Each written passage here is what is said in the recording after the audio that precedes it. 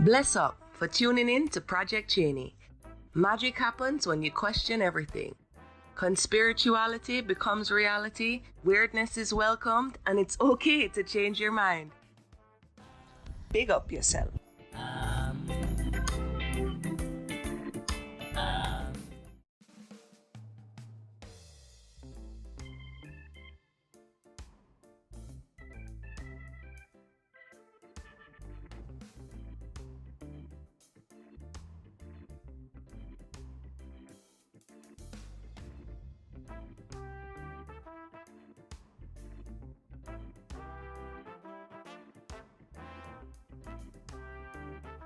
Buffalo soldier, dreadlock rasta. Hey, big ups yourself. If you're hearing me voice, you're part of the resistance, you see? You see me? How are you guys? Welcome to another episode of Project Chaney, don't you know? Jano. Sorry if I'm offending any Jamaicans out there. I won't say... I have Jamaican friends. I'm totally allowed to say that. Oh, how are you guys? I missed you this week. And as always, I like to, I know I said I was going to drop another show in a couple days. This is actually that show. It is a couple days. It's actually like a week. And I like to apparently do everything right up against. I like to keep it hot wire. I like to keep it right on the wire. So I have like a certain amount of time to get this done. And I will probably be running late for my 3D job. And yeah, so goes life. It's my timeline, all right? Okay, but for real though. Let me pull out my piece of paper and see what I want to talk to you about this week. I should say right at the beginning, I am going to release Caleb, the Primal Beast official today. I'm probably going to preface this another time but I was in such a way during this episode. I was in such a kind of downer, like where some of my anger was maybe protecting my sadness, and really felt like, I don't know, if you listen to my past podcasts with my whole imposter syndrome, I was totally going through it, and I was not going to record that episode at all. And if it was a lot of other people on the planet, I probably would have found some squirmy way out of it. And Caleb is so divine and so like connected that he kind of didn't let me do that. And I was appreciative because I needed to get something energetically flowing in my throat chakra. And every day and every hour that went by that I wasn't speaking up, it was becoming more and more and more blocked. And I was even getting scared to hear it. So, yeah, if you're out there and you have something to say, it could be causing you ailments in so many other spots in your body physically, so many other spots in your like heart and head emotionally, and really so many spots in your relationships with spirit or source or your family, spiritually. So these things and healing and blah, blah, blah, they're all important. And I have found that being honest with you guys is healing for me. So I am glad you're out there, and I can feel all you listening and being so supportive. And, some of you financially, some of you emotionally, some of you just sharing with me with some idea of trust, with some story that you maybe never told anybody else. And it isn't lost on me. I, sometimes have these like happy tears that you guys just feel safe enough with another human. And I wonder sometimes if you've ever heard yourself say certain things aloud or seen things written that have come from you. And yeah, I'm just really grateful that you guys let me be a part of that. So thank you for listening, and thank you guys for your reviews anywhere that you can give them. And thank you guys for your emails at projectchaney@gmail.com. You can find my podcast everywhere. Tell a friend. Listen to episodes you haven't listened to before, because my guests are top notch. They are tippity top. So yeah, okay. Let me get into some other stuff. First, I want to talk about Project Veritas today. And I don't know why, you guys, there's just certain things I don't know, but my intuition just tells me off. Like it just reads off to me. And Project Veritas has always been one of those things. They somehow feel like a bottleneck to me, or I go back to, it's almost like when something real is about to come out and we as a collective are all like on a dig of something, they release this like piddly little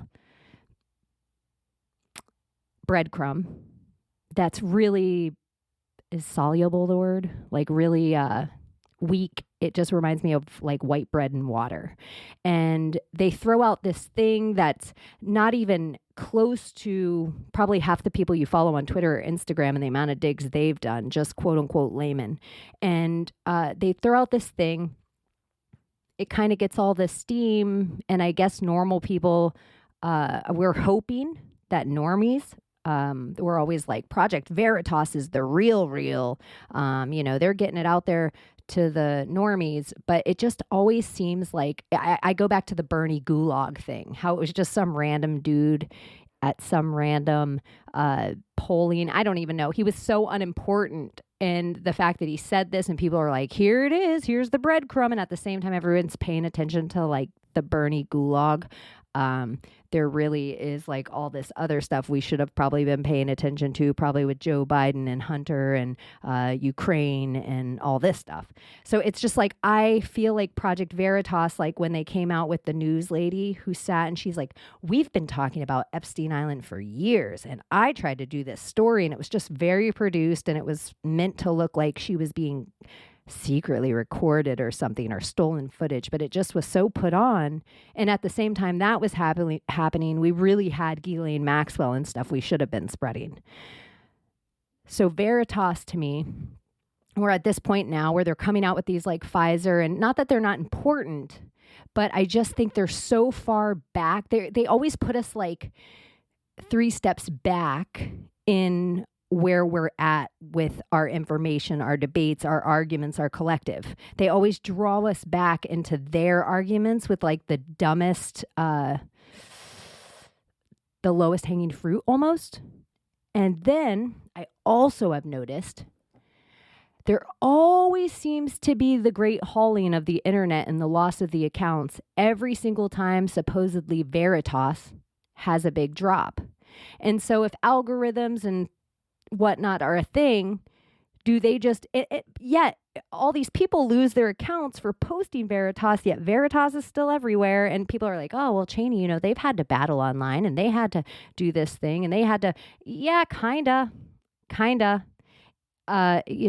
I would say Project Veritas had to go up against less than Donald Trump to keep their Twitter account or something. And maybe all of them are noble. I do think there are people in the mainstream right now that can open their big mouths and get bigger platforms to inform people than have ever been in history.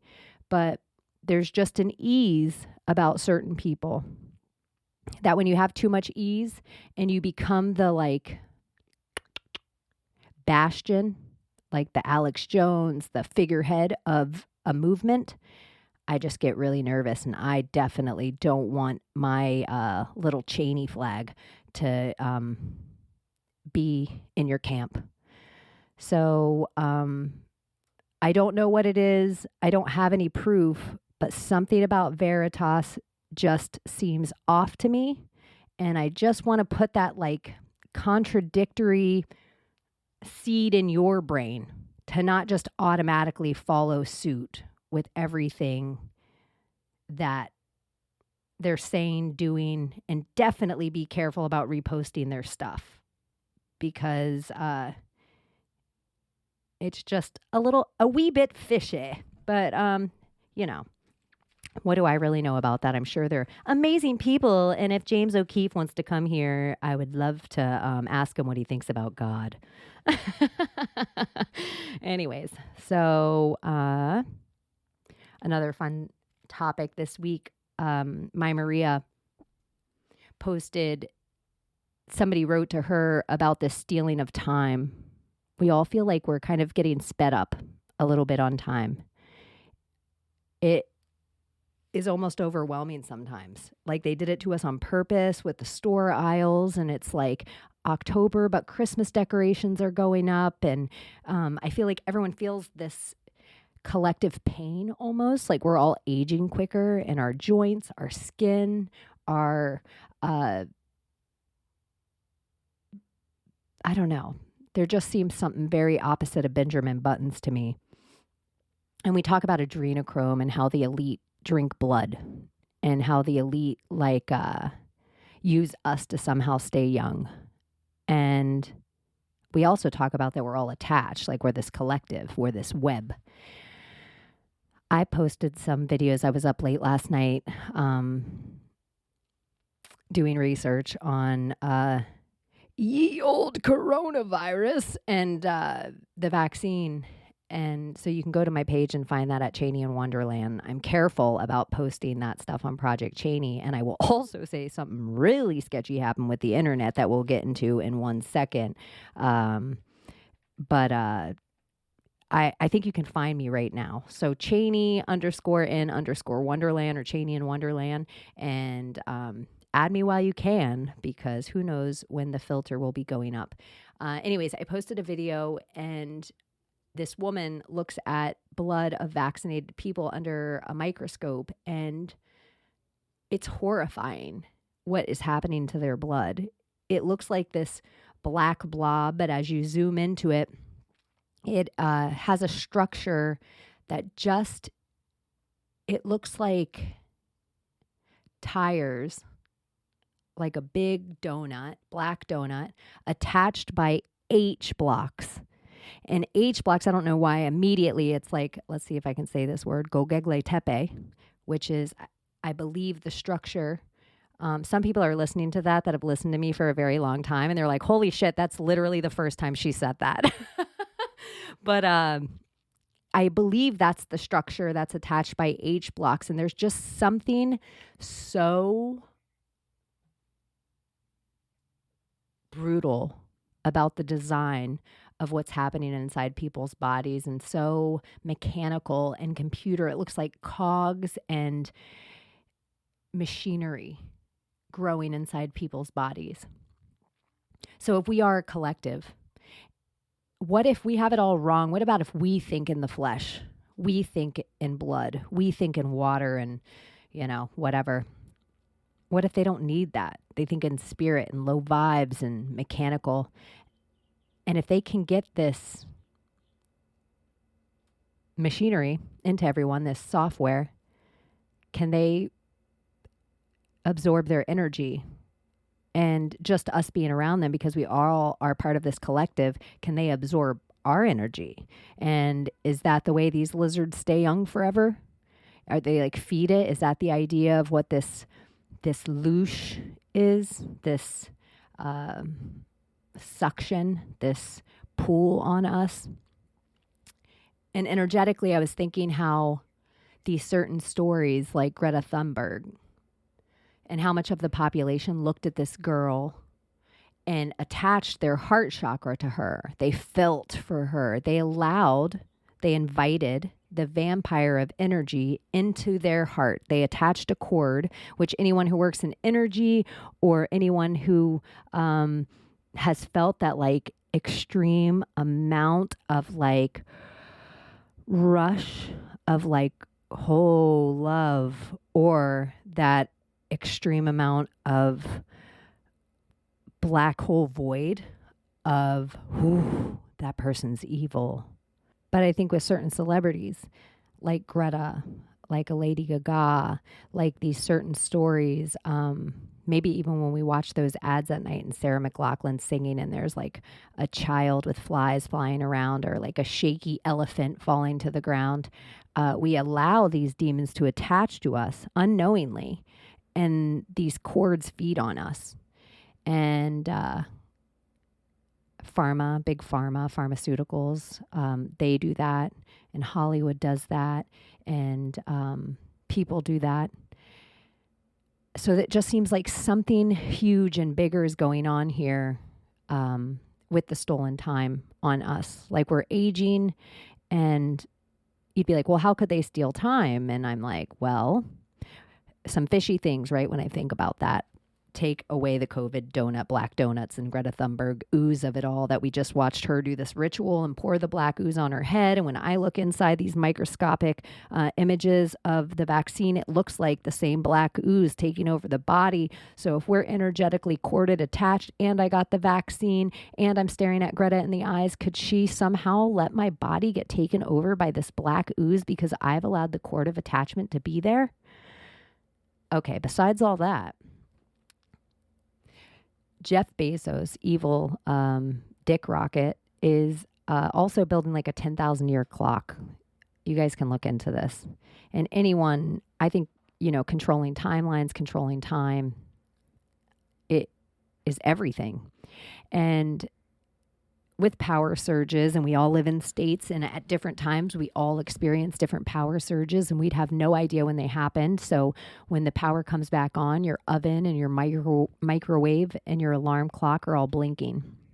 And then you set the time back with your iPhones. We all have our iPhones and we all have our Androids, and they're all attached to some, we never ask, but some international time that we all just trust is quote unquote true time every day. So if they could take 30 seconds away from us here and there, a minute away from us here and there without our clocks ever changing, because if it's even 45 seconds, the minute on our clock won't ever change for now the next minute to just take a tiny bit longer. And then you just think, oh, my grandfather clock is off. That thing's been true for 100 years, but now it's 18 minutes late, or you don't even realize these little things. But if they could steal time like that, then pushing things like global warming, pushing things like migratory patterns, or certain locusts or certain frogs or whatever plagues they want to push, they could do this in a way that seemed very unnatural to us because they're kind of screwing with our calendar and clocks all the time. And even our daylight hours, when the sun would be up or when the moon would be up, it might really, if we lived off of what our natural patterns might be to those things, and we did it with their clocks that we have no idea where the time is controlled from, and then people like Jeff Bezos are controlling that currency, how detrimental is that for us? And yeah. So that is 47 rabbit holes that I just gave you that, I think all the rabbit holes attached to the same Warren, and shout out to Reindeer of information. So it doesn't really matter where you dig. Eventually, we're all going to get to the same spot. And hopefully we're getting closer. Jeezum. Okay, so I talked to you guys about stolen time. Apparently, I wanted to say something to you about the internet, but all I wrote was internet. Is that a good... that's how I took notes in college. Anyway, okay. Oh, I want to talk to you guys about the Red Scarf Club. Some of you out there are totally aware of the Red Scarf Club, but I realize we're all different prodigies in different parts. And so some of the things that I know about, people are like, what? I've never heard of that before. And I just think it's common knowledge because of the circles I run in. So the Red Scarf Club is a way that a few school of thought would be that people that they want to be kept quiet, but not just the person that they're going to kill, but all the people around them. And then it also lets the dirty cops know not to look into the murder. So there's certain celebrities like Chester Benningfield, I think is his name, Chris Cornell, Kate Spade, Anthony Bourdain, Robin Williams, et cetera, et cetera. And they've all hung themselves from a doorknob with a red scarf. And so some people are like, well, how could you hang yourself from a doorknob? This is ridiculous. If you're in jiu-jitsu or a practice like that, there's different triangle holds or chokes that you can do on people where you hit I think it's the carotid artery, and and this is where you guys, I'm so scientific stupid, so I know that word was probably said wrong. But it is a way that it shuts your brain asleep. It almost resets your body. And during that time while you're asleep, like if I were to keep you in that chokehold, I could kill you because you have no fight back. So there's a belief that they almost choke someone out, put them in the red scarf, tie them to the doorknob, and then the killer can shut the door behind him, dragging the body to the door and lock the door on the way out. So there's no evidence of a homicide, and it just easily looks like a suicide because they're in a locked room. And so it is the Red Scarf Club. They always put all this stuff on them afterward that they were drug addicts or super depressed or had some kind of crazy ailment that was killing them and they didn't want to tell anyone. And this is their MO or their, So some of these celebrities we like to hope they were good guys. But most of them, maybe they were trying to come clean and trying to warn people. But most of them played ball, and nothing's for free in Hollywood. Nothing's for free in fashion. Nothing's for free in the music industry. Nothing's for free at the top, probably anywhere. Whether you're Walmart or the Catholic Church, the top of those places are all dirty. There is not a clean top of any of those things because the evil they run those things.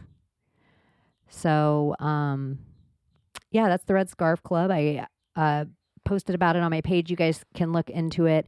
It is different than the Red Shoe Club, which maybe we can go into on another time.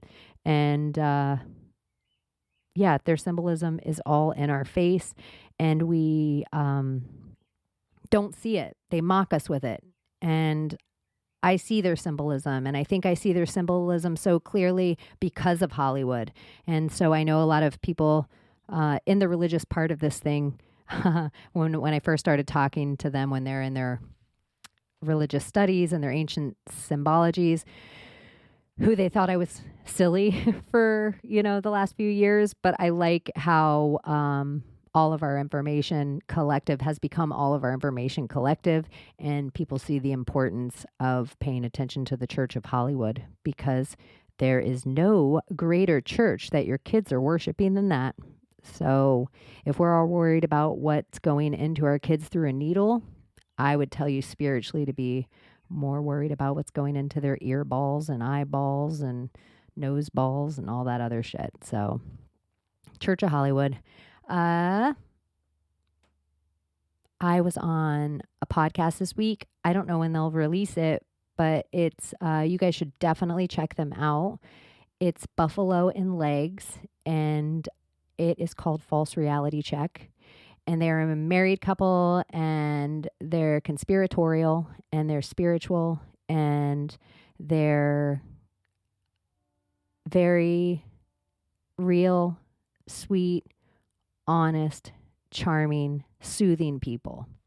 And I think you guys would really dig it. If you like this show and you like the kind of conversations that we're having, and just kind of, maybe it's a similar tempo as this.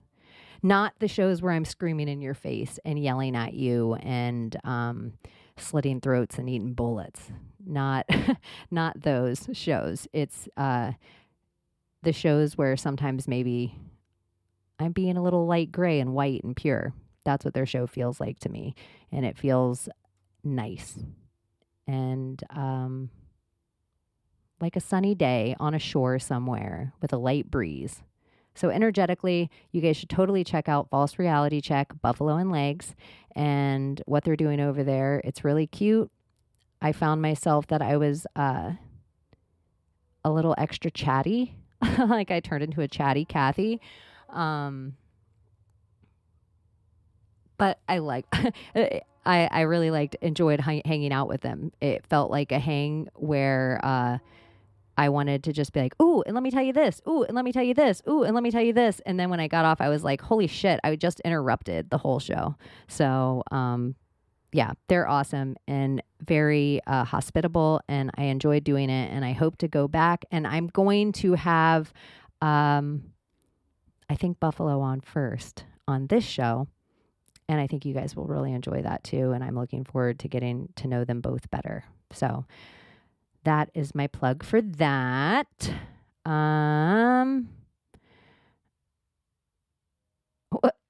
I just have to read my exact wording of a note to myself and see if it jogs anything in my head to say to you from it. So, nurses lose job, end of world, small business, dead grandmas.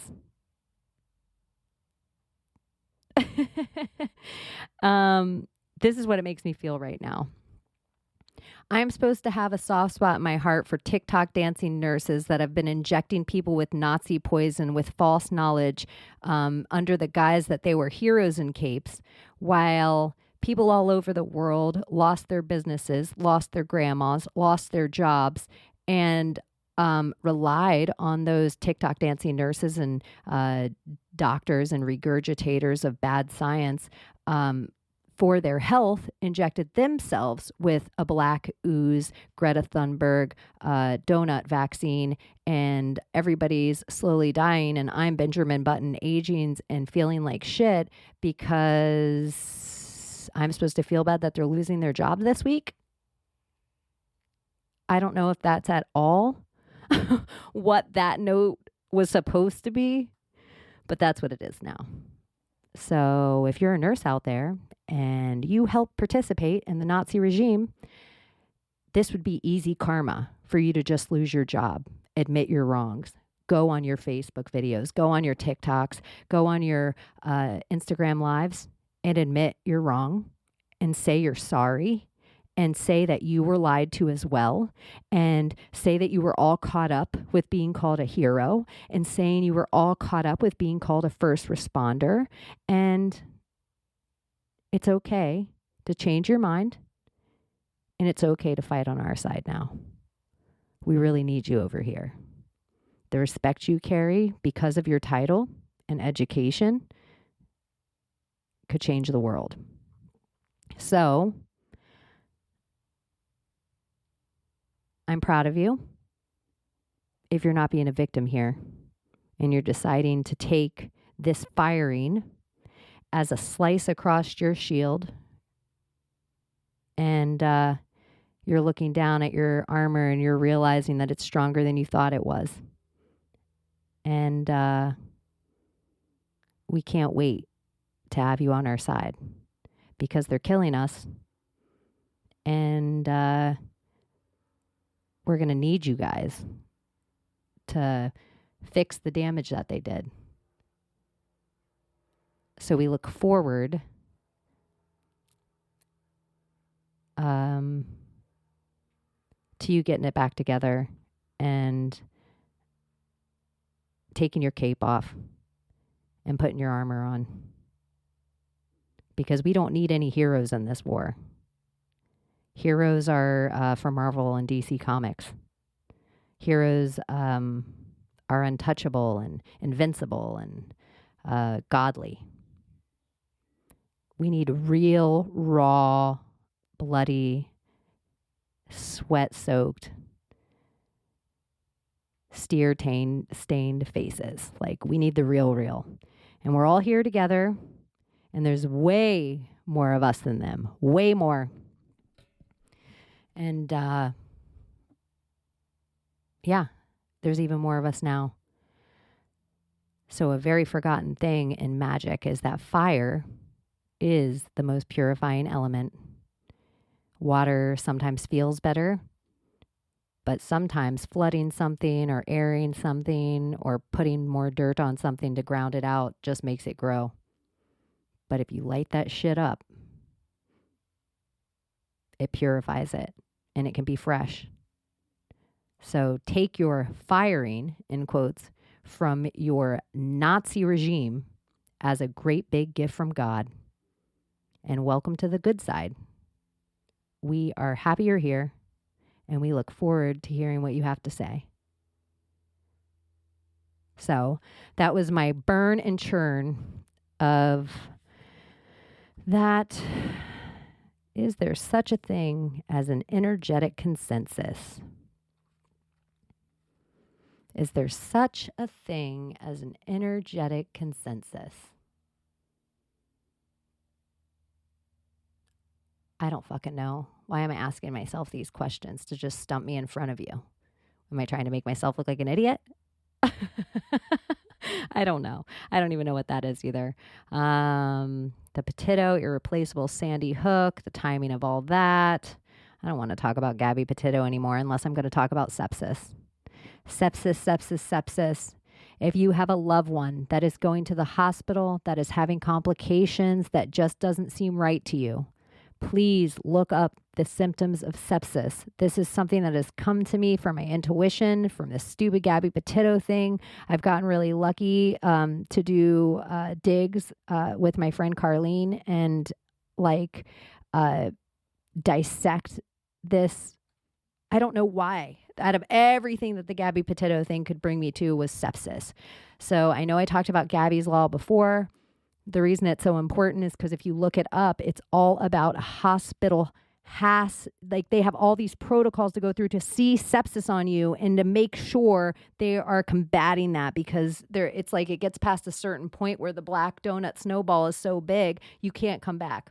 So please, if you have a loved one, just look up the symptoms of sepsis, learn them, know them, educate yourself on it, because I believe this is a parasite thing. I think they're turning off our bodies, the vaccinated especially. Look into it and educate yourself on the symptoms.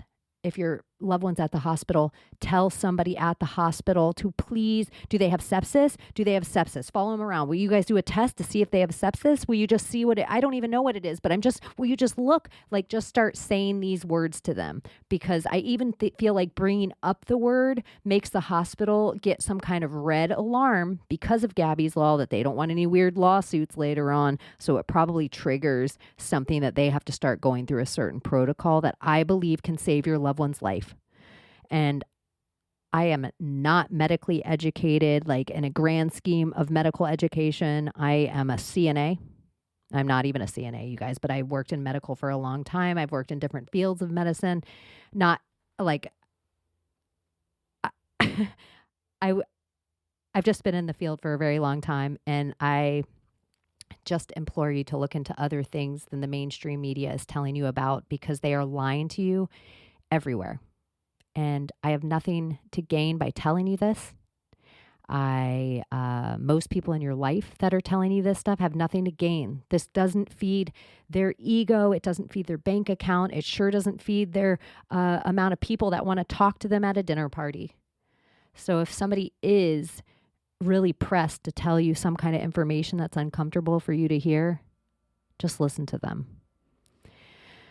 Okay, blah, blah, blah, blah, blah.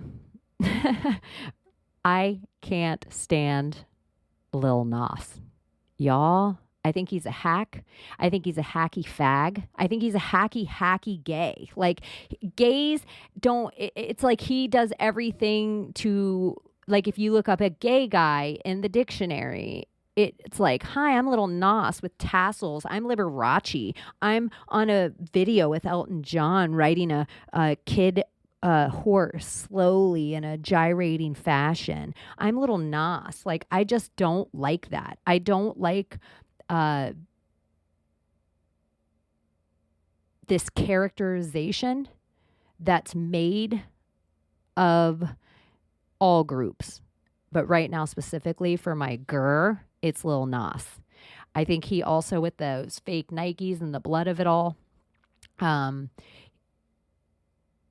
of the ritual. I think his MTV stuff, part of the ritual. I think him, it's not because a gay man is weak. It's not because a black man can't be gay, but there is something he's doing specifically that hits me in my crawl that is demonizing to the black man as a whole. And it shouldn't be happening. And I don't quite get it. I know that sounds weird for me to say as a gay woman, but it's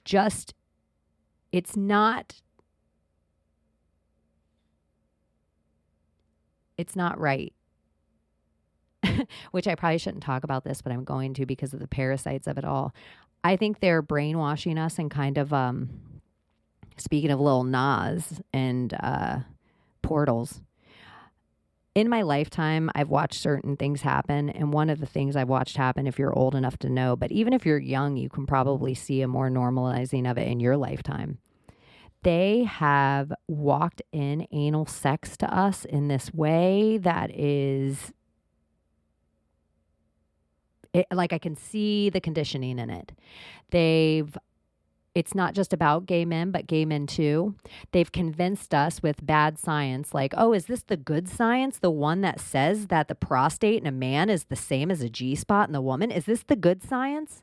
The science that says a man passing a kidney stone is the same as a woman giving birth? Is this the good science? The one that says that this is a frantic woman, she should go into the doctor's office and let him vibrate her with a back massager? Is this the good science? You know, the one about the mRNA blockchain, whatever. Anyway, I just think they've walked in everyone into anal play. They've walked in everyone into even this like piss drinking, shit eating, and anyone who can tell you parasites exist in shit more than anything else. And I just think there's got to be something. AIDS, if you look into that, the number one way it's transferred is through anal sex. Your asshole has secretions and stuff it absorbs quicker and easier. It's like putting something under your tongue. And it just, to me, if there's such a thing as a demon or a low vibe energy or a Hades type vibe, it's fucking you in your ass, dude. Whether you're a lady or a man, it's having your face down and your ass up is, it just doesn't seem very godly to me. And, not that I've never been there. I'm not trying to be a hypocrite, you guys, but shit, it just seems like, I just think people need to rethink what they think is their cravings and start asking if it's their, like, put there by something else maybe. And assholes and ass play and ass sex and ass fucking and just seems low vibe to me. I mean, are you trying to have a shit baby? All right, that's gross. Which I'm going to talk about this since I'm here too. I've been on this brainstorm that certain religions throughout time have put certain rules in their religions because humans have always been too dumb for them to explain them in the whole. So they were just like, oh, screw it. Just tell them God told them not to do it. So my examples of this would be like, I think it's in Judaism that they tell you not to wear mixed fabric clothing. Maybe in Christianity too, in the Old Testament.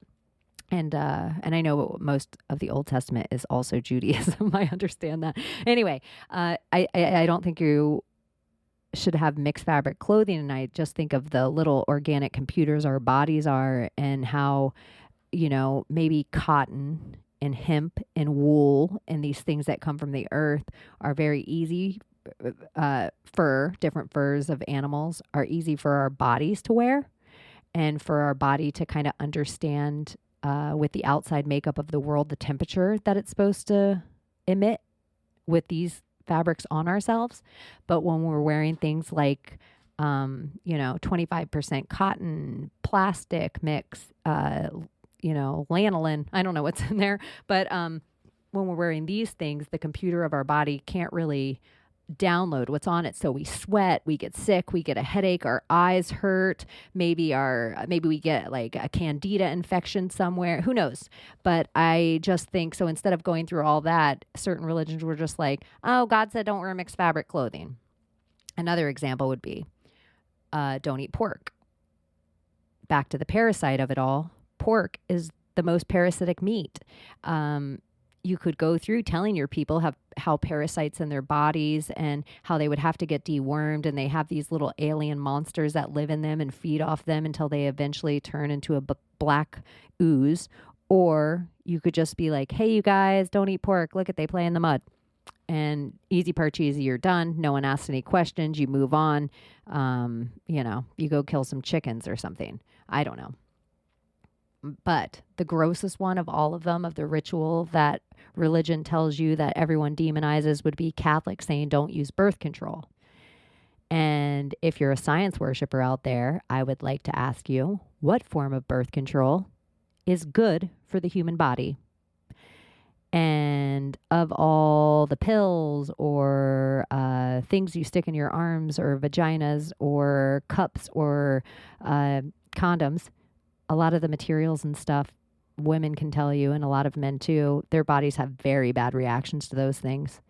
A woman's hormones alone, trying to get off birth control, or her energy and her emotions and, depression and suicidal thoughts, and the amount of birth control a lady has to go through to even find one that her body will even accept. And it's all rather ridiculous.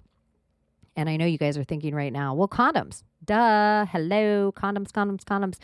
I actually think those are the scariest of all. They, to me, you are ritualistically allowing, whether it's an asshole or most likely a vagina, because I still think pregnancy is the number one reason we wear condoms. You're wrapping your dick in a sheep or a lamb's asshole, and then you are fucking a woman with it.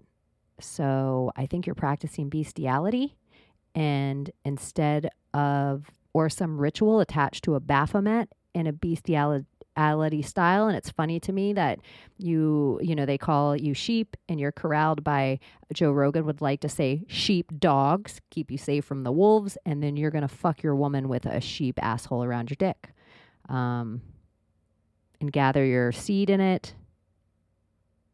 It seems very ritualistic to me. So, yeah, I just think the Catholics say, instead of telling you all of that, don't use birth control.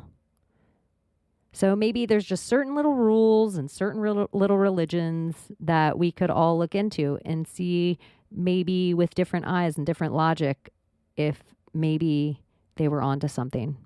But then maybe other books and stories were deleted from the Bible, so we don't know, or deleted from the Torah, so we don't know, or deleted from the Quran, so we don't know, or deleted from the hieroglyphics on the wall. That always makes me laugh too. We're like, look at these hieroglyphics on the wall. This is written in stone, and look at this story that it tells. And we just accept that no one scratched out the rest of the story, the same as no one burnt the books, the same way as the winners write the history, the same way as the Sphinx does not look like that. That is not that Sphinx. It's written in stone, and that's still not the Sphinx. That face ain't right. Those hands, whatever. Okay. What else do I have on here before I get to beautiful Caleb, the Primal Beast? I already talked about some of this, which I said about the men G spots, but apparently I was upset because I put an exclamation point. Men can't have fucking babies. Men can't have babies. Men don't have G spots. They are conditioning you into anal. They are conditioning you to get used to seeing bearded people with a womb. They are conditioning you so you break so much you accept the computer to carry the womb. They are breaking you. They are breaking you. So men can't have babies. Men can't have babies. Women are very divine. Women have a portal, and this umbilical cord and this beautiful way that she holds this energy and multiplies it every second of every day from the second it's in there. She's just multiplying and dividing and multiplying and dividing, multiplying and dividing. It's like she's just a math equation working at a level that your brain couldn't even fucking comprehend. And let's just honor that, you guys. As a lady without children and a lady that never plans on having children, I still very much respect my portal and my attachment to source. And I respect a man's attachment to source and whatever that may be. But I also respect the fuck out of a mom's attachment to source. And you guys need to so much more. If a lady has carried at all in there, like, and then has one of those things out there. I mean, we all came from a mom, and some of our moms might have been real shitbags. Some of them might have been real angels, but they all were attached to source in this very beautiful divine way. And out of all the million sperms that fought to get in the one egg that was you, that egg decided that one sperm out of all the sperms beating up against the wall, she let that one in. Like maybe it had a password or something. Maybe it like kissed the egg's neck just right. Maybe it like canoodled it. Maybe it whispered in its ear. Maybe it was like, egg, I'm the one. So anyways, maybe honor one of those amazing womanly, motherly portals in your life and look at them and all their battle scars and all of their love. I know you know one of them, even if it's not the one you came out of. And maybe just tell them that they're awesome, because those roles is a thankless job. I can't even imagine. Like, I can't even go out of town for a certain amount of time because I'm like, who could take care of my animals while I'm gone? I have so much anxiety. If I had a child, I would never be able to sleep again. I don't even want to put my weird thoughts of if I had a child and the things I would think would happen into a potential person that's listening out there who is a mom. And they're like, bitch, out of all the thoughts in my head, I never even thought that thought. Thank you for putting that thought in my head. Now I'm not going to be able to sleep tonight. So anyways, I love the moms out there. I love the dads too. I love all of it. But men can't have babies. Okay. And the last thing, because why not a hot topic before I get into Caleb, just to think if everything's backwards and inverted and history and science and religion, I like the school of thought that America was first. It makes sense to me. We were the mixing pot. It makes sense to me that we all come from this place first, and then we all ventured out to those other places and named them after us. I'm sure I've said this in a lot of places, but if you think of an American, they look like everything. They look like everyone, and it's kind of beautiful. They look like all your friends and like every color of the rainbow, every height and shit, at this point, every gender. I won't go into that. I'm trying to have a nice thing. But I think that when you think of every other country, if you think of Russia or Japan or Saudi Arabia or London, or London's not a country. Whatever. You guys know what I'm saying. If you think of any of those things, they look like the people that the place is named after. But America looks like everyone. And so I think we came from here, and everything they try to sell us about the world history is really from here. I think the Grand Canyon is a drudge. I think it's something that was taken from us. I think that's why they find artifacts from what they say is every place there. I think we have mounds here. I think Florida's attached to Atlantis in a way. I think Texas is special. I think the Gulf of Mexico is crazy special.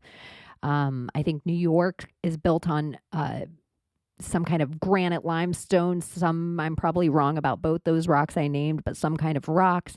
I think the mountain ranges are specific. I think the Pacific Northwest and how they have these white capped mountains in such a way that look different than anywhere else in this country. I think there's a reason that they want to break America on the world stage.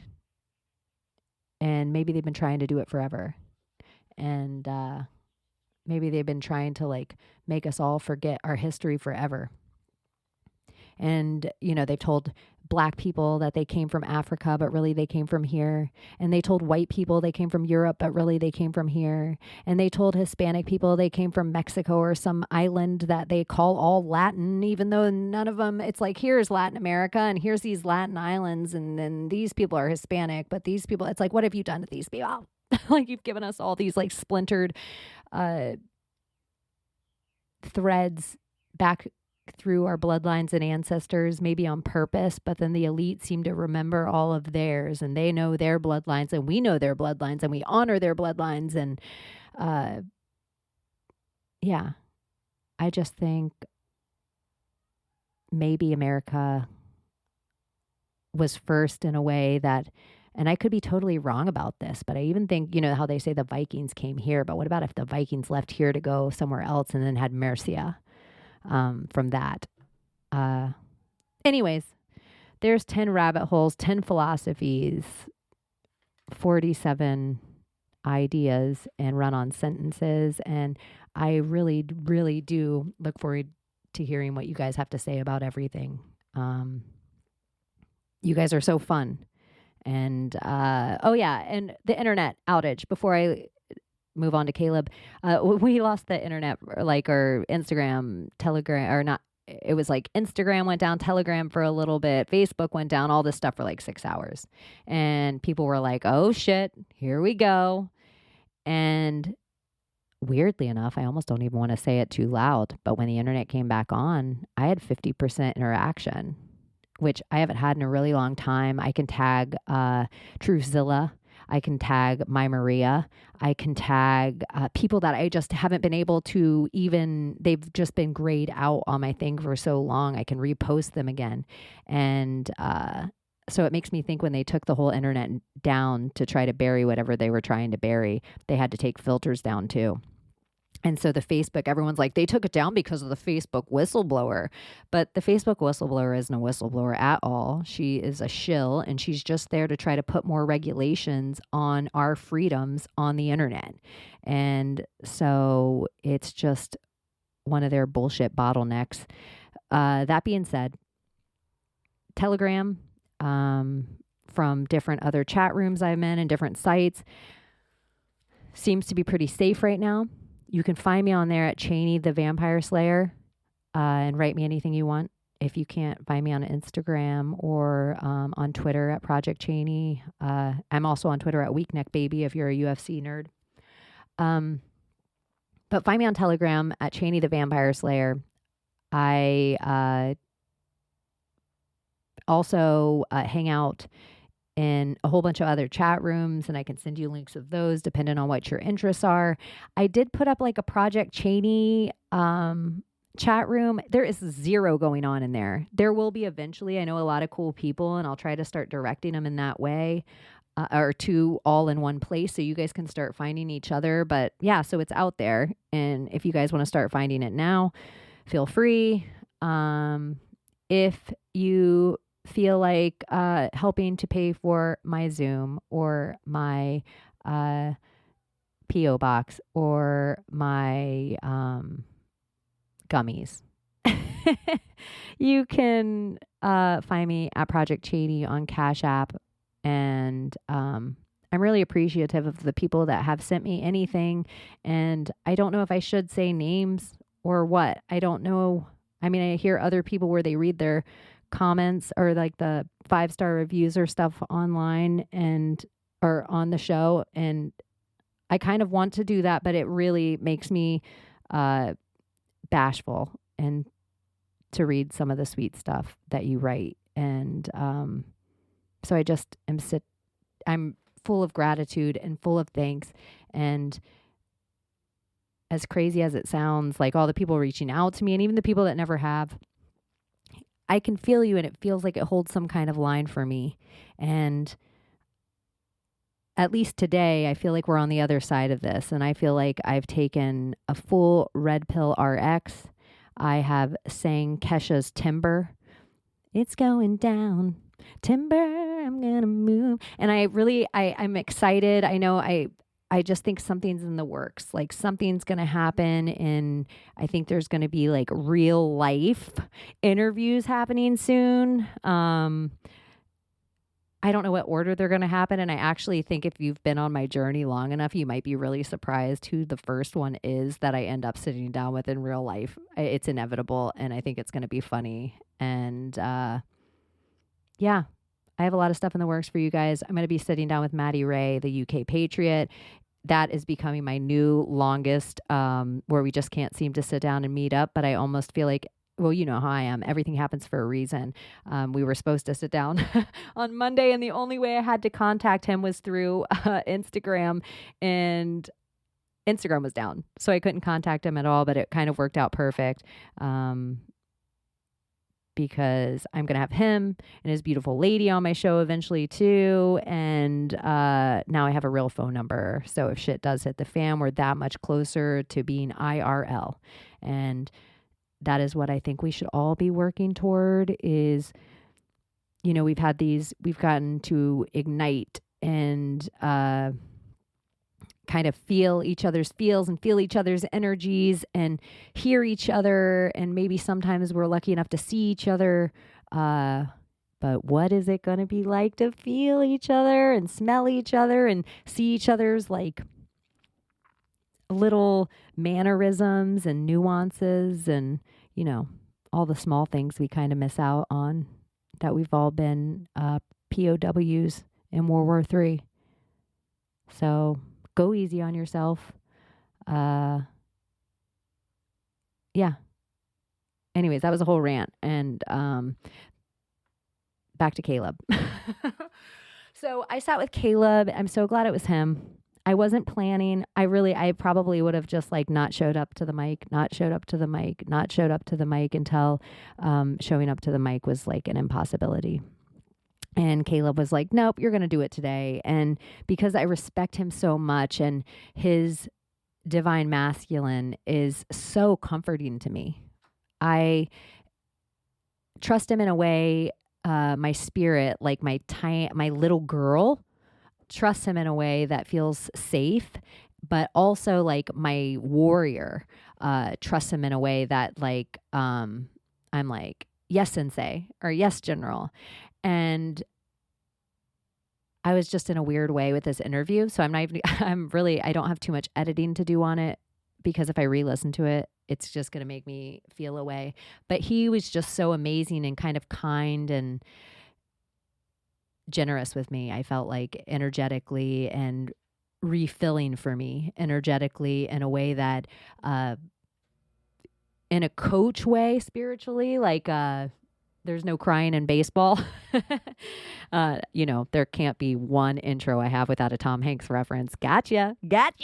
But he kind of like, you know, put his two hands together and interlocked his fingers and then put his palms out for me to put my foot in it and like step into my saddle again.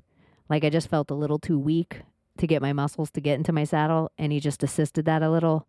And so in a way that everything happens for a reason. He does a reading for me on this show, which was also kind of weird for me to hear. And I don't know if I verbalize it in it, but I really am like, are you talking about one of my real life friends?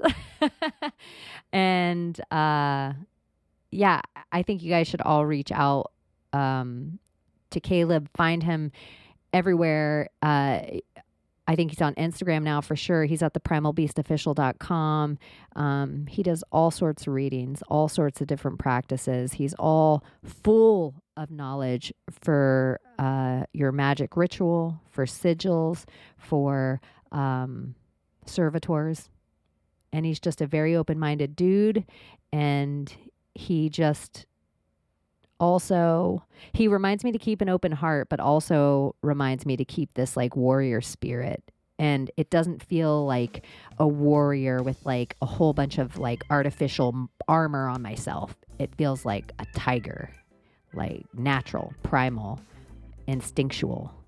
And maybe to ride that a little, to just ride it a little sometimes.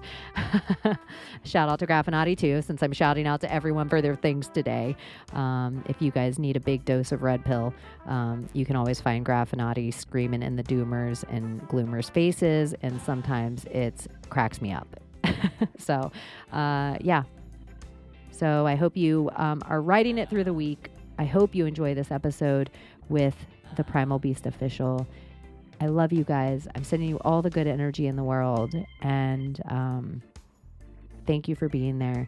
And for someone in your life that doesn't have the courage to say it, thank you for being there for them too. I'll talk to you soon. Okay. Bye-bye. Caleb Spears, the Primal Beast Official. Welcome back. You are like my second person that will be a returning guest on Project Chaney, and I'm excited about it. Awesome. Totally honored to be back speaking with you.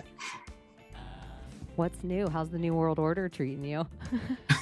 It's totally good. Like, completely getting used to my subjugation and, like, you know, give me some happy pills to go along with it. Yeah, it's good things these days. No, it's feeling like a lot of pressure to me, honestly. Like, we're kind of hitting like this weird boiling point. It feels like just nationally and internationally, it's been intense, even out here in the middle of nowhere where I live, you know, not too much city vibe, and it's still intense. So, do you feel like pretty evenly keeled, energetic person these days? Yeah. I mean, I feel like it's sort of like, you know, the Buddhist thing. You look at yourself as a still water, the still pool, but you got ripples all over the place whenever things get intense. And so it's not so much that I feel personally like I'm being swayed, but you notice, like, even just the way that people drive, if you're going to town, everybody's a little more chaotic. There's some more accidents. The light turns green, nobody moves. It's just really strange, sort of like this, like everybody's in the same vibe, kind of like with animals. Like before a storm, they'll bed down and just kind of disappear, you know, and then you can kind of know when troubled weather's coming. I think it affects us people too, and we have our behaviors where we tune out or log out a little bit more, or, you know, but it seems to be a lot of group behavior that really tips me off whenever things are getting intense. Like, we do kind of do that, like instinctually, maybe our bodies. I always say that's why people have so much anxiety now, is because they were probably the one that kept the tribe alive 1,000 years ago with that anxiety. They'd be like, I swear there's a tiger in the woods. And we'd be like, calm down, you're paranoid, all right? There's no tigers in the woods. But because we always listened to that one person that was always just like, you guys, I just have a sixth sense, like, winter's going to be extra rough this month. Totally, yeah. It is. We are so far away from that, but now something's so amiss, and we all feel it, and we've been put in this pressure cooker where we didn't realize these tiny little things like going to the store unbothered, or, you know, driving and being able to afford to fill your tank with gas, or...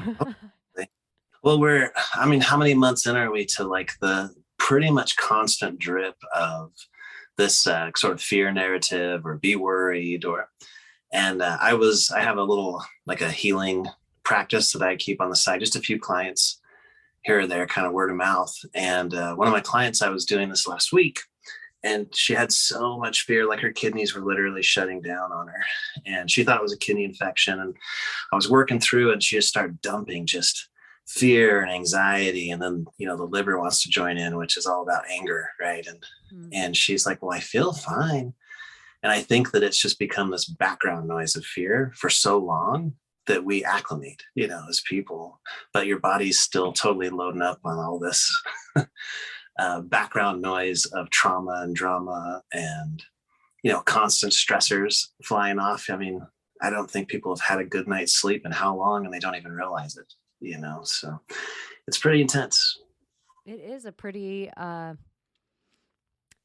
you know, we the small scales of depression or just sadness or that looming getting through your madness with nothing to get through it with, like if so many of the gyms were shut down for so long, Mm-hmm. so many ways that people would get to go and maybe take out. I always say, like, if you have anger inside of you or screaming inside of you, you got to cry it out or punch it out or fuck it out or basketball it out or kick it out or cry it out. Something, it's coming out, but you got to Yeah. do something about it. It's almost like all the outlets of all the little ways that we were allowed to drip it out, they tightened them all up. So now we're sitting with all this energy we used to be able to drip out and didn't even realize that we were able to drip it out by, like, oh, every Tuesday afternoon after I go to Target, I also go and get my froyo and my magazines. I talk to my girl at the nail salon. These tiny little things that you didn't even realize were all your drips. Oh, totally. Yeah, no, that's such a great observation, because everybody's daily routines, they're there for, it's like sort of like, if you look at it, I think we're like 2/3 pacifiers, like pacifying behaviors or pacification. So when we go and we buy the latte, there's that little bit of a dopamine hit just from being in the drive-through and the familiarity of it and everything. And with all those routines disrupted, yeah, it causes, everybody's missing their pieces and doesn't even know it. They think, why, I should be able to go without my coffee, but they don't realize the whole thing, that whole routine's cathartic, and it's gone now, just like that. So, and now when you go back, you want to join in, but now it's, you need to have your mask, or you need to do something different, or there's elevated stress levels with different conversation pieces now everybody's talking about that aren't the norm. And so, yeah, cumulative, microdose effect for the last, more than a year now. So it's, And the yeah, people I've that are started. kind of sane thinking, like the people that are not necessarily with the mainstream media's narrative, you have to be quiet. You're like the pariah. You're the leper of society. So you're the one that has to keep your mouth shut about how you feel about things, who you maybe did or didn't maybe vote for, like how you Yeah. feel about a gun or a baby. Like if you're on a certain side of things, you've really been forced to have to, like, quiet yourself. Kind of mind your P's and Q's with, and that's a stress level in and of itself, that you can't just take a deep breath and say what you want to say. It's, everything's a little bit of kind of pins and needles and things. And it's really isolating too, because other people are having their breakdowns, and the ones that are more aware tend to be the caretakers. So when someone's flipping out, they're like, there's a little more patience because you understand what's going on. But if somebody like us who's a little more aware flips out, we're surrounded by people who don't know what's going on. And so they're like, you've been radicalized, So you're and, like, oh, what? You're going to take the Tom Hanks plasma vaccine? They're like, whoa, Chaney, you are gone. What does Tom Hanks have to do with this? yeah. Once I get into the mad part of it, and I'm like, what? And then Joe Biden tears his face off, and they're like, whoa, whoa, whoa. Totally. I'm like, oh, wait, I went 2 steps too far on this conversation. Caleb, remember when we found you in the corner with the ice cream cake mostly gone? We need to talk about this. This is becoming a habit and a pattern. Leave me alone. Pattern. This is how I get through. This is. That's right. Do you have any weird habits that you've picked up on during your quarantine that you never really did before? It's brought stuff to the surface, right? So I think they've kind of always been there, but now it's super exposed. So I do a lot of these outdoor meditations. So I'll go for sunrise or sunset. And if there's some clouds in the sky, I'll try to catch it on film or something. But since everybody's become kind of hyper vigilant and more aware around here, because, I live in a town, population 600, and it's just fields and fields and fields. But now I can feel eyes on me when people are driving down the street, because I am visible at a certain point, kind of on a little bit of a rise among all the flats. And so it's kind of like it's exposed my behaviors, where before I could blend in really easily and people didn't, notice me or think too much about, some of the stuff that might be considered weird, like sitting outside and being still for Looking an at hour. the sky. Yeah. It's so crazy what world we're in that they're like, look at this weirdo taking in the nature. Yeah. So I just feel noticed. And then there's like this sort of mini battle of hyperconscious, or hyper self-conscious that goes on for a moment where you, for the first time in 9 years, 8 years, you feel noticed doing what you've always done. So it brings a lot of behaviors that being able to kind of take for granted that people just aren't that aware of, just because they're not aware in general. And now it's kind of like a spotlight's on a lot of things. So yeah, They say humans too, we have like some instinctual, like, I don't know how long it is that something can look at us, but we know when something's looking at us. They even tell snipers in like training school to like look away after a certain amount of seconds of getting their target lined up in the crosshairs. oh, So totally. they don't become aware. It's one of my pet peeves, actually. If I'm sitting on, I feel like I'm kind of this energy. This is a weird thing to complain about right now. In my life, I am noticed a lot. Like just walking through my normal life, I always have been. And it requires a lot of energy to sometimes entertain with that attention that I receive. And so it's Sure. with quarantine, it is a triggering thing. And my one dog specifically is always looking at me, but always, he's an old man and it's everything. Everyone I feel like is always looking at me. It sounds like so shitty to say. I'm not saying it's great to look at. It just always feels like attention. Yeah. And yeah, I just feel like every time I just like, it gives me this angst, this anxiety, like this extra, uh, like I can just feel it, like my horse-haired, like it's being dragged across this like violin string, and I can just see it like, like stop looking at me. Yeah. I'm picturing you like mean mugging all down the street, like over your shoulder to the right. I know. I'm like, I can feel this right now. I can feel this. I know. I just also went on a run at night in the last 2 weeks, which I haven't really ran at night in a really long time, probably since college, since it really set in my brain that women get raped when they run at night. And so just when Yeah. you have your earphones in and you're all in this chill, like flow state of running, it's such a weird thing to think about. And I think a lot of women, I'm not a minority. I'd hope not. A woman like me is the only one out there thinking about this. I'd be like, what, Yeah. girls? I'm the only one? I actually feel like the road less traveled if a guy was like, I want to get my rape on tonight. I feel like they'd have to get hurt to, like, not that all women couldn't hurt them, but it's not going to be an easy one with me. I know it's Yeah. going to happen. They're going to beat my ass. I don't know why I'm talking about this whole thing of running at night, but I was actually just thinking about how that same feeling of you meditating during like the sun up sundown, how rather enjoy that there's no eyes on me, it feels like at night.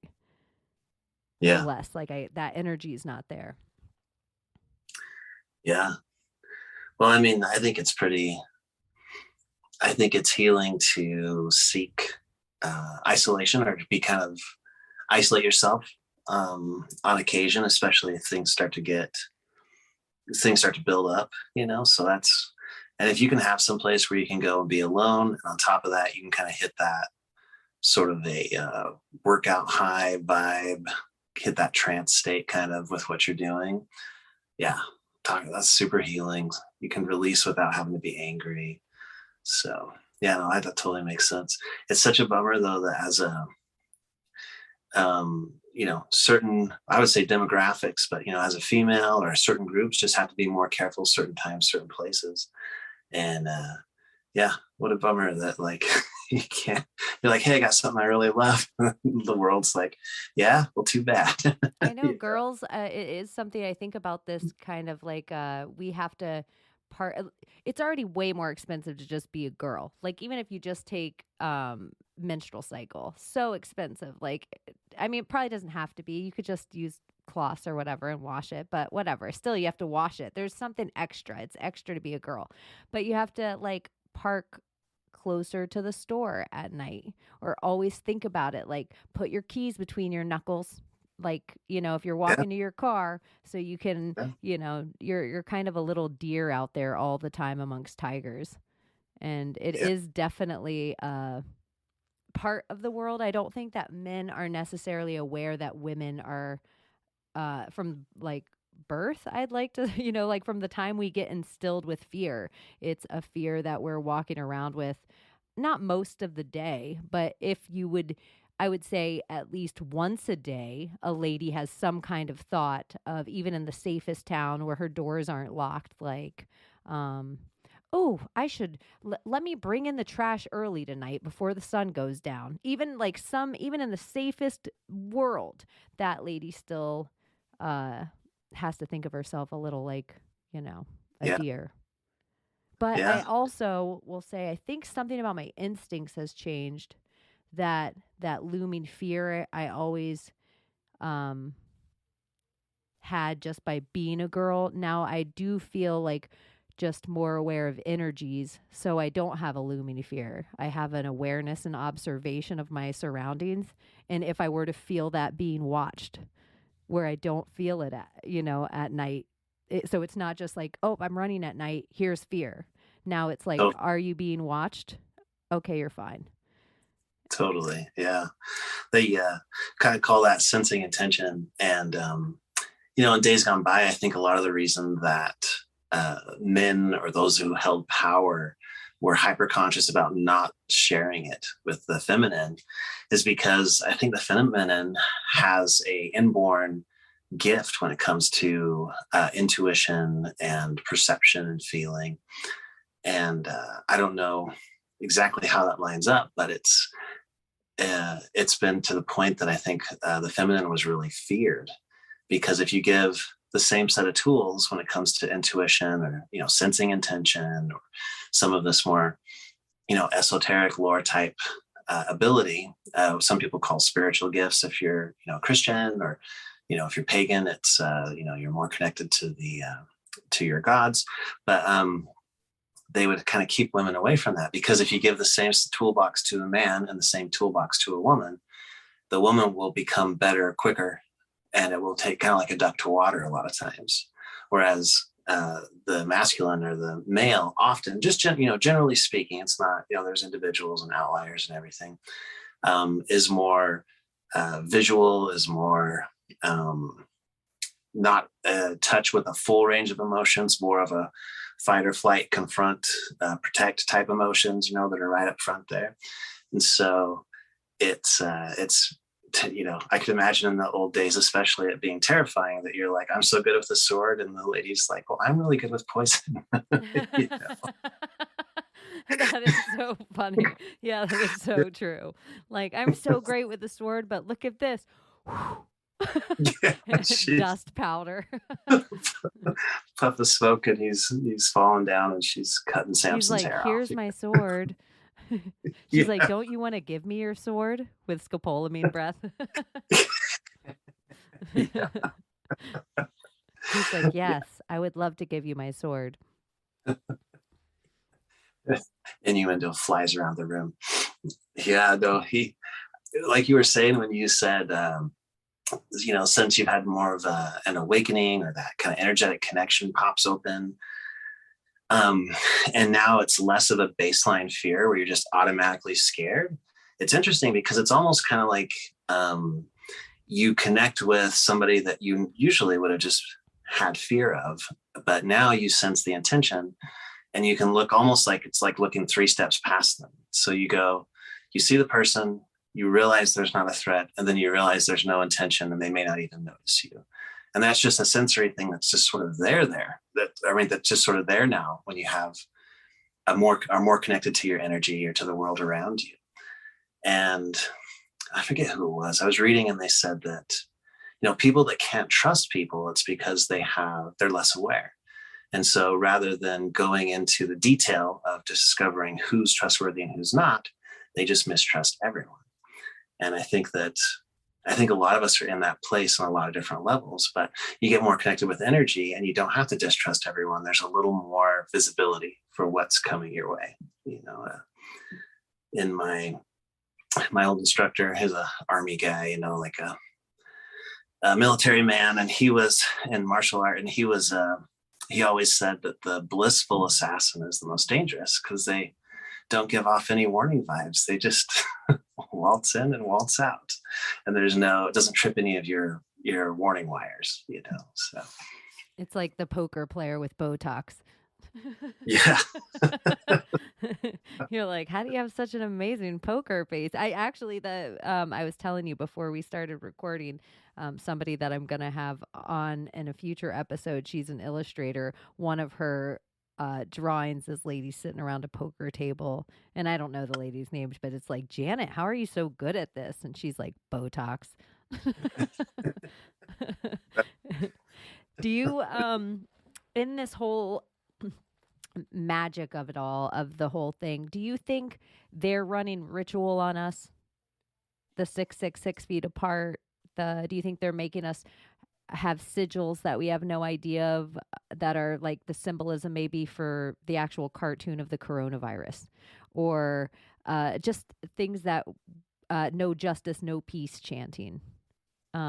Is there things that you could, I hear sometimes people say, well, no, you have to allow it to happen to you, or it's not there. You have to allow it. Do you have to allow it, or can you unwillingly take part? Yeah, totally. I call it accidentally feeding the bears, because you just are carelessly leaving your doors unlocked and your windows open and your trash laying about, but the bears are eating it, right? And so without meaning to, you're feeding these things. So yeah, it's kind of a multi-layered thing, but yeah, all of the symbolism and things is tied to this. I kind of chuckle because it's so wickedly ludicrous, and it's almost, if it wasn't so evil, it would almost be childish, like spoiled child, like, give it to me now. You know what I mean? They're stupid, I'm smart. Really, that kind of a mentality. But yeah, when you have everybody on a daily paying the logo of Taco Bell, that has an effect, right? We know that there's all of this symbolism hidden in these logos and things. And then, when you have the televisions that flash these logos, and now they have with the marketing, they do certain tones and certain pulses with the light and things, and it makes us a little bit more suggestible when we're watching or visually attached, right? And so more suggestive, they're putting in these images and these things. And so there's kind of a background subconscious feeding of the bears, so to speak, that definitely is taking place. Now, it's not like because this is happening, we're all powerless and they're so super strong. It's almost like playing a dirty trick on someone. But once they find out what's happened and they're like, hey, quit being a dick, that kind of ends it, right?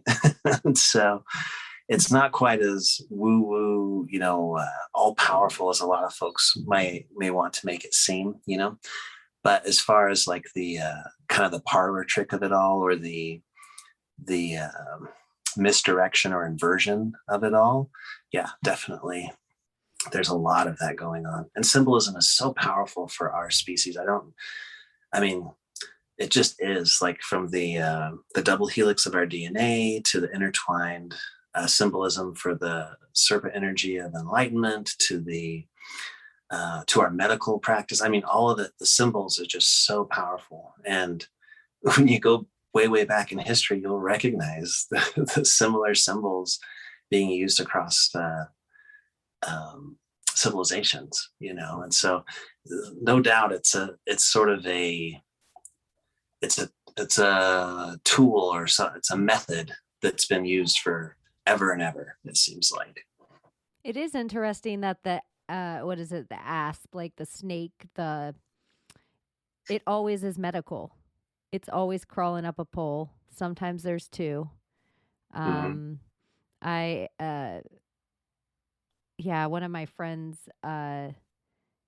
it's like her obsession is this death. The serpent is like peeling away the flesh from the body, And so it's important like that they put it on their ambulances because it's the contract of death is over or the contract of life. And that's why it's so important that they give you a birth certificate and then the death certificate as well. And so that snake is on all their symbolism everywhere to let you know that it's kind of their shtick. There's got to be something more to it spiritual than just like, here, you come into this world, here's this contract, your human contract, sign it, we put your footprint on it.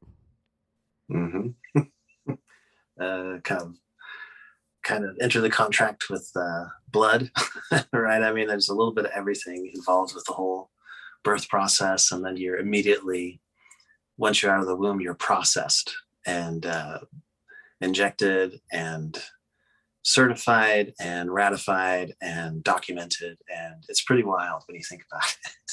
And I didn't think too much about it. I did my first child, we did kind of a semi home birth. And my second child, we did a total midwife home birth because I despised the whole hospital experience so badly. And it wasn't until then that I realized how against home birth or undocumented type birth the state is. I mean, they're very unbalanced in their response to it. It's not like, oh, so that's your option? A little bit weird, but here, make sure you do these things and stay safe. No, it's more like, well, they're very offended that you are going to be undocumented, and I mean, you're not technically, everything still kind of goes the same, but by not doing it the way they want, it really, the warning that they felt and the angst and the sort of almost like an anger that they had towards me for just innocently being like, yeah, if I could do it at home and it's safe, let's just do it that way. That's literally the level I was on. Like, I wasn't. Yeah, I mean, if broads can do anything, it's this, right? Yeah. I was like, I'll be grilling in the back. Let me know when you're done. Yeah. No. Yeah. And be like, how much longer? Can you make me a sandwich in between contractions? You're like, I mean, Doc, you understand what I'm saying here. And then he's like, well, now that you put it that way. Yeah. I should have sold it better. Instead, I just innocently walked right into it, but yeah, they're very, very anti that without. And I was like, well, what's the danger? Am I doing something? I wanted an explanation. There really wasn't one. It was just a very kind of almost borderline violent response to something that's as natural as could be. As a father's perspective, what is the difference from the hospital birth and the home birth from just where you stand? Like, it must give you so much more like attachment to the situation at home. Yeah. Well, in the hospital birth, you're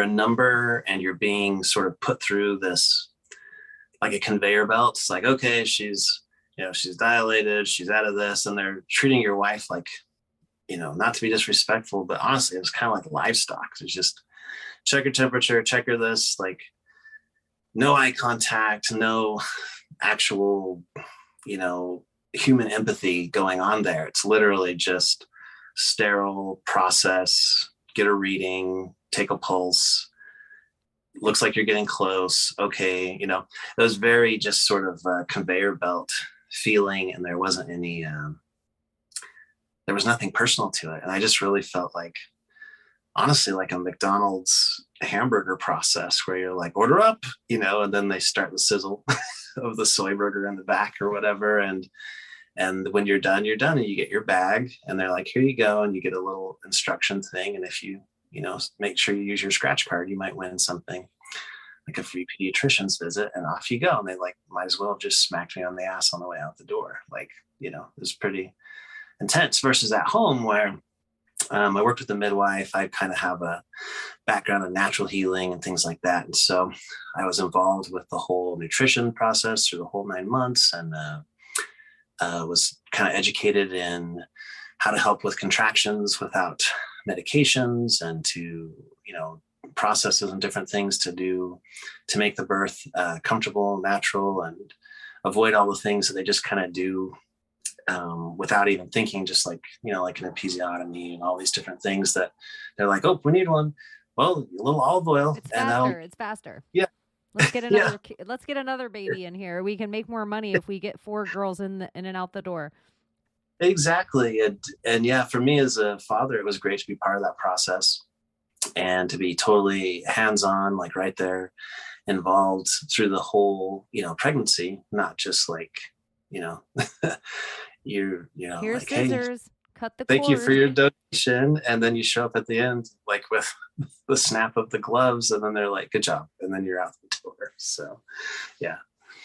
It seems like ladies get to be so much a warrior in that state as well, like not laying there all sick on their back, like in the hospital, like at their house. They're like walking around and grunting and primal and sounds and sweat. And it just seems like everything that it should be. And getting to witness a woman go through all of that. Like one of the coolest, I think it's The Business of Being Born. It's like a Ricky Lake documentary.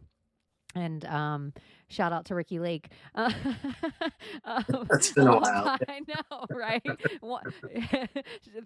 Serial mom, Ricky Lake. That was my favorite Ricky Lake movie. But it's where they say to her, "Reach down and pull out your baby." Like that is the most powerful, like awe-inspiring thing as a woman who's never had a kid, never going to have a kid, to stare at just whatever woman the age, reach down and pull out your baby is pretty spectacular. Like what a warrior. Yeah. Yeah. It's that whole process. I'll tell you that one other difference that stands out now you mentioned that is there was no feeling of helplessness or kind of like you're just this medicated person laying in a bed, right? In the hospital, when it was a home birth, there wasn't that feeling of being helpless and you're just there as the vessel, let us do the work type thing. It was more of like how it should be. Like she's completely involved in the whole process. She's aware and she's, communicating. Like everything was just really, like you said, it was really powerful. It was totally empowering for her rather than the first time around. It was very disempowering because it's like, everybody treats you like you're just there. We're trying to get the baby out. You're literally besides the fact almost, So yeah, that's a great point. Yeah, that's a great point that you just made. Like we're all here for the baby. You're in the way of us in the baby. And Yeah. they all just treat this lady like she's been carrying this baby 9, 10 months, whatever. And every single step of it's scary. They make it scary. And it's literally what women have been doing longer than anything else women have been doing. Yeah. Yeah. And what a way to take away the power of the situation. And what a way to groom someone to turn their child over to the state at age 4 or 5 because you're incompetent to raise it. We need to educate it for you. We need to all these things, right? It kind of starts right from inception. It's like if you don't get to the doctor and get this scan and do this thing, you're a bad mom and a bad person because heaven forbid you use your own intuition and start to know your own body, So pretty wild. It all is pretty wild. It is. Yeah. In a magical practice, do you do anything like that? Or were you in this part of your spirituality when you had your kids? Do you do everything intentional in that realm too? I hadn't started my magical journey when my children were born, but I was always a little bit outside the regular or the normal scope, a little bit more, just kind of leaned that esoteric, intuitive sort of a way. And, my trade or my mode at the time was Christianity, specifically, Mormonism. And that was my lens. So I saw all of my intuitive stuff as spiritual gifts. And it was really, really interesting because, I could pray over someone and have a healing experience, or I could, pray or use the priesthood power or the different things that the religion offered to know things or give people advice or different things like this. And it was, miraculous and, praise be his name and all these things, right? But other people weren't doing it and they had the same religion. I could never understand why. And then, kind of after the religion, it was interesting because all those things just got stronger. It was like the toolbox changed, but the actual essence of what was being done was the exact same. You didn't feel any like this channel before, like you had a cord that was gold and light and angel cord, and now your cord is demonic cord. No. I think that's what people, because I feel like a person, I'm not pagan, I'm not Wiccan. I'm very aware of energy. I'm very aware of my role in energy. Um, I do have practices of spiritual things, but I also like believe in Christ and Buddha and Ganesh and Shiva and Isis and goddess Diana. And I love talking about the apostles, and I'm obsessed with Mary Magdalene. like I have all these things that I love that I grew up with the church. I love having this like foundation of words to talk to another human being about stuff that's hard to put words around. I even words like angels and demons. It's just very Mhm. easy to say those things and for us to know low vibe, high vibe, whatever kind of language that you want to use. That's kind of how I look at the books we were kind of raised with and how Mhm. seriously you took them. It's funny to me that in this walk, how many people, if you're if you're spiritual now, regardless of your practice, you were probably always a spiritual person. You were always searching for this uh, greater good, so to speak, something Oh, bigger totally. than yourself, or were you being pulled toward it always? Totally. No, it just kind of was always there, just sort of a part of things. I mean, I suppose if I was raised differently, it could have been muted or it could have been, perverted or twisted to some different manifestation of the same thing. But I'm kind of with you. I think it's something that we're sort of personality born with. I think everybody has it to varying degrees. Some of the most spiritual, analytical people I know are atheists. They just don't view it as a spiritual thing. It's just kind of their view of how they do what they do. You know what I mean? But yeah, in my belief system, it was actually taught that if you left the belief system or did something differently than what they said, then you were literally practicing evil. And so there was this massive taboo built up around it. And you would expect if you had if you had if you just went by the letter of the law there, you would expect that the second you sort of left that particular path, that you'd be swallowed whole and by dark forces, and then anything that you tried to do wouldn't be good anymore. It would be bad pretending to be good. And it was just, you don't really realize that's there until you start to question things, and then boom, it comes in like a wave of all this taboo and fear. And at first it's certainly overwhelming and causes you to question things and wonder, something bad going to happen and all this. But then after a while, it kind of turns into that M. Night Shyamalan, where they have the scary people around the edges of town so you wouldn't leave type deal. And you start to realize, like, they put these things here for a reason, I'm sure, but it's literally not what they said. So, yeah, Yeah, it's it's a like lot of taboo. Yeah. the border, so you don't ever look outside of that. Mm-hmm. Kind of like the boogeyman, they're set up to keep you from going into the actual woods, because if you go in, certainly you'll die, right? But by demonizing the woods and what's beyond what they've shown you, it's not even the known, it's what you've been allowed to see. By demonizing anything but what we say, it's a very powerful control mechanism, right? I mean, if you do have a question, hey, what is beyond the wall, like, they get to tell you, you don't get to see. And so they can say whatever they like.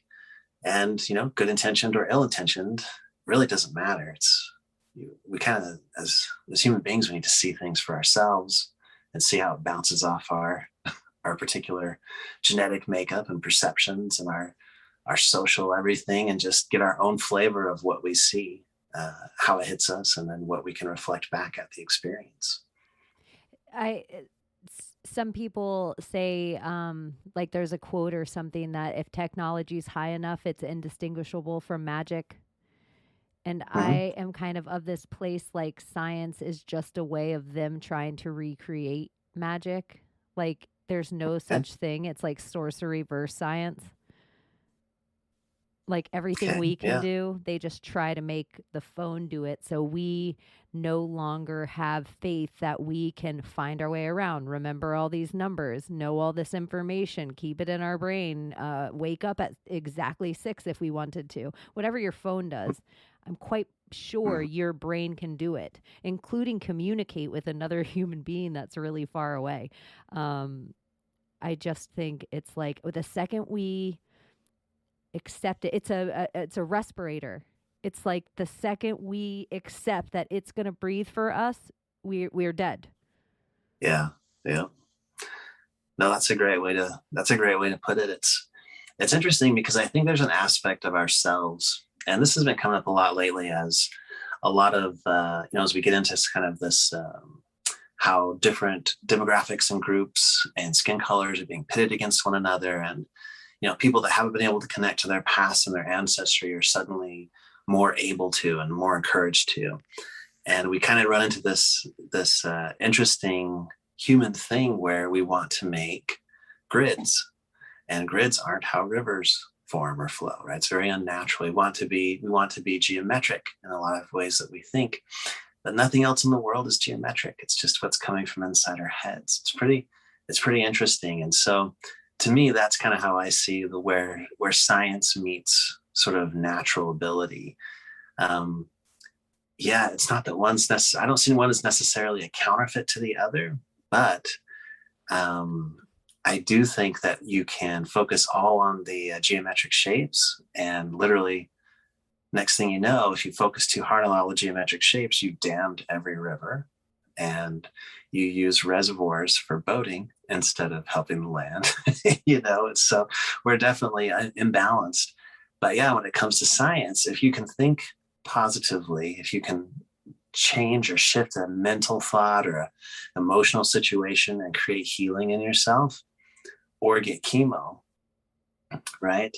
When science becomes compulsive, and so, when you have a child, if you wanted to heal them naturally, the state may not give you that option. They may take the child from you and force chemo rather than another healing modality. Now we're at an interesting crossroads, because now it's not just my geometric mind trying to bend itself around wind, right? The natural wind versus how I perceive movement. Now we're dealing with this forced my way and denial of everything else. And again, it's not very balanced and not very healthy. So yeah, that's a tough call. And that kind of thing ties into what you said about science being kind of an inversion of what's already there, or an imitation of. An illusion. Yeah. I think they control the illusion. Like this week, I've been on a Guns N' Roses kick. So everything is a Chinese democracy. It's a use your illusion. Everything is like, thanks, Guns N' Roses. I see you. Yeah. Like, but I think they're magicians who use illusion, like on TV, like, oh, look at a rabbit up my sleeve, David Copperfield. We are witches who use real magic. And magic and illusion are entirely different thing. But if you can use the illusion to convince the audience of the intention, then they use their magic against themselves. Yeah. No, I can see that. Like, I like the idea that you were saying, the geometric shapes, like all of these screens that we look at, these tiny little geometric shapes. And I've also been on a kick this week that, what if all numbers are of, like, if we're in the simple slice of it, all numbers are from the devil.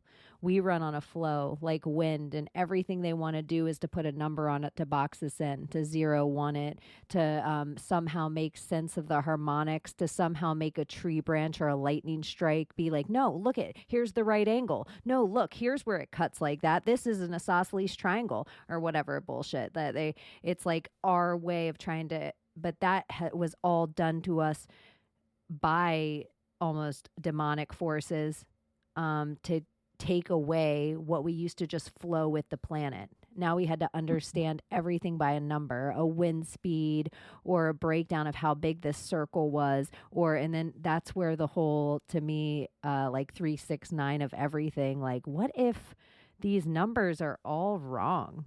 They're all ways of boxing us in, and it makes 0 is always 0, 1 is always 1, 2 is always 2, 3 is always 3. I don't believe in a world like that. What about all the in between? Well, Chaney, that's 0.57. That's 0.47. I don't think that way. I don't think that way. So it's like somewhere, yeah, I'm not really getting down with the numbers of it all. I think more it's harmonics. And no matter how hard you try, a number doesn't become a harmony. No matter how they try to convince you, 4.83 megahertz, this hertz is what human hertz. I don't know if it is. I just have to still believe somewhere that it is with the number that you're giving me. Yeah. It's, it's kind of interesting because it ties back to that birth thing. Like you're given your birth certificate, you're given your name, you're given your identity, and kind of your roadmap for how you are to experience life. Anything outside of that is automatically sort of by default off limits, And so in the same way, we may have been able to just go outside and perceive our world how we perceive it. Now, instead of seeing the sky, we see the color blue, spelled BLUE, right? And I was talking with my friend. What you were saying about where it becomes an illusion of deception. Think about these timeline shifts where we remember, Jiffy peanut butter, and it no longer exists. And because it's no longer in our grid pattern or our library, it no longer exists. Literally, it's been wiped away, this perception that so many of us remember that it's changed or whatnot. Or if something gets fact checked, for a certain percentage of the population, when something gets fact checked, it is automatically untrue, regardless of whether or not it's a fact or not, right? So by being told this thing based on, you were born, you have your number, here's your social, here's everything. And by the way, this thing that you think is true as a fact is not, because we fact checked it. And you're like, check, got it. Okay. Not true. And we just kind of roll with this pattern, this system. I was talking with a friend. He's like, he's one of the few kind of hipster guys I can manage to get along with, So we were craft beering it together. Not really, and we were talking about music, and he's kind of a musician, and he was trying to get me to get into all these details of like the riffs and the rhythms, and he has his names for everything. And I said, man, I just feel bad for you that you can't just sit back and experience a song. Instead, all you hear is the scales, the numbers. You're looking at how the song is constructed instead of just like experiencing it. And he thought for a minute, and he goes, oh my God, you're right. And then he's like, that's fucked up. I think you just ruined like a whole bunch of stuff for me. But yeah, no, that's what comes to mind when you talk about this inversion or this illusion sort of taking the place of actual, human experience. Or, I think magic is just supernatural. I think intuition is just something that's there. It's like in the DNA. It's not, it's not some otherworldly craziness or, some sell your soul to get. It's literally there, latent all around us. But we would never know that because, things have been inverted. We're busy not hearing the music. We're busy analyzing it. We're busy understanding the song instead of experiencing the song. I know every lyric and every dance move to the song rather than actually experiencing the essence of the thing that echoes in this song, that echoes back to the beginning of the very first song that was like this, that had that same feeling with it, that we could feel all through our DNA echo and bounce off us right here in this now. Sometimes at concerts, you'll actually see the whole crowd start to vibe like that. And it just almost feels like, 10,000 years ago when humanity was doing their thing with some other essence of whatever this is putting through and resonating with our DNA. But nope, instead it's, glitter and puff and scales and definition and an award for my song. That means it's good. And approval for my song by my teacher. And that's how I became a songwriter, and so on and so on. I know. And then I think it's even more so shady, so much shadier, that goal of becoming one of the best musicians in the world and having that top 40 hit. No, those are all CIA agents. Those top 40 songs are all picked for you. The record label, the reason that you're like, oh my God, that song has that same, oh, look at that hook again. That hook. Yeah, Sony owns that hook. So they run it through all those songs. So they own percentage of all those songs. So you liked it already once. So it doesn't matter to them whether Puff Daddy sings it or whether Belinda Carlisle. They don't care. They're like, yeah, sell our music. And I even think it's funny. I was thinking of like the American Idol, the first year we have Kelly Clarkson, white pop girl, and then we have Carrie Underwood, white country girl, and then we have gay boy, and then we have a white band, alternative band, and then we have a black singer, and then we have it's like America did not vote for that. That is all contoured for you because they own those artists and they will forever. And you're like, oh, look, Kelly Clarkson. Yeah. And now 20 years later, she's your new Oprah.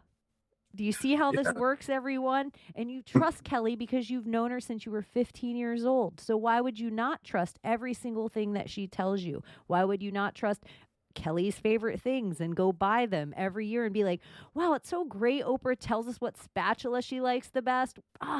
Oprah's so great to show us what book to read next. Wow, Oprah. Like but when then we're all down here like, do you think I could really make the best spatula in the world and get on Oprah's favorite things one day? Like, no, bitch. They already got it. They're going to take your spatula. They're going to remake your spatula. They're going to give it to Oprah. You're going to be like, that's my spatula. That right there is the commandeering of the whole of humanity, though. Is like, rather than thinking I'm going to make something amazing, you think I'm going to make something for the approval of Oprah. Yeah. So, and it's like, and that's the end of like the whole creative process. That's the end of like the reason you were born, to create this thing. Instead, you're like, well, forget about what's inside. I'm going to totally get the approval of whoever it is, right? Your religion, somebody on the TV, your whatever parents. It is. Yeah. And it's just, it brutalizes that genius. I think that everyone who's born has this latent genius inside of them. And it can be something that would be considered simple for, in today's society, but it just so matters, and it is their individual genius. But the value is, they don't even value it, because now it's about getting this approval. Or who wants a spatula? I want a spatula that Oprah likes, right? Or that, who cares about my story? I want a story that wins the story contest or whatever, so pretty. It is something I love people's weird. The weirder, the better. I love when people are sitting in their full authenticity and their weirdness. I can tell it in their clothes. I can tell it in their questions. I can tell it in their like just who they are right now and living through this and where they're going. I am so here for it. Like, it's really the one exciting thing is to watch these adults. Like, we're all adults that for all intents and purposes, we should be adulting. But we're totally not adulting the way our parents were adulting. Like, we're kind of big kids. We're big, like, part of it. Yes, we have all the stresses. We have the New World Order. It's Agenda 201. Dr. Fauci. Yep. Their forced vaccine, UN. Yeah, got it. But then the other part of it is like, we're all playtime with each other on these devices. We're cutting up pictures and zining at each other all day on our Instagrams. We're like, ooh, I hope this makes so-and-so laugh. Like, it's for a different reason. It's almost like we're all in class together now. And we all have these overlord teachers. And now we're all the class clown. Like, the goal is to make everyone the class clown too. Like, that's our goal of waking people up. Yeah. Like, we're trying to like throw paper airplanes, get everyone's attention. We're like disruptive. We're like, I was the kid in class, because this will totally show my age. I had like a calculator watch that also had a remote control in it. And so if my teacher ever tried to like put a video on or anything like that, I would like rewind it or like pause it, but like do shit from my chair. Who's doing that? what's going on here? Like, I don't know. It would just be like that kind of shit. But I was class clowning, I think, is the number one thing that is saving society, or at least making us survive it, making us survive this. Or it'll be the Totally. same thing that helps us survive the internment camps when we're in it. It'll be like, does anyone got a joke? That's a grim picture. I know. You're laughing all the way. Yeah, no, that's a great take on how it really is like. And everyone kind of can see well, I guess a lot of people can kind of see the writing on the wall. Everyone goes back to their high school. Are you the teacher's pet, or are you the tattletale, or are you Class the president. rebel without a cause? Yeah, that's a great Who were take. you in high school? What was your superlative? Right. So I was kind of a floater, man. I went between all different groups. So I was pretty athletic. So I was able to mingle with the jocks, but I never really was able to take sports very seriously. And so I couldn't get it. I couldn't get crying when you lost, and then I was kind of, did a lot of reading and things, and especially like into fantasy stuff. So I would mingle with some of the like D&D goth type kids. And I really floated between all different groups. And I was really artsy and artistic. And so I had a lot of my group and crowd was in the kind of that art field, which in the 90s, that was, white people trying dreads for the first time and all that kind of stuff. So yeah, it's pretty cool. But yeah, I didn't have like a set click, I totally was a floater as well, but I was definitely class clown. Yeah. I think anyone, if they were to fall upon me now that didn't, I mean, we also don't live in the world where it's like, I wonder whatever became of blank because you've been on their Facebook page for 25 years.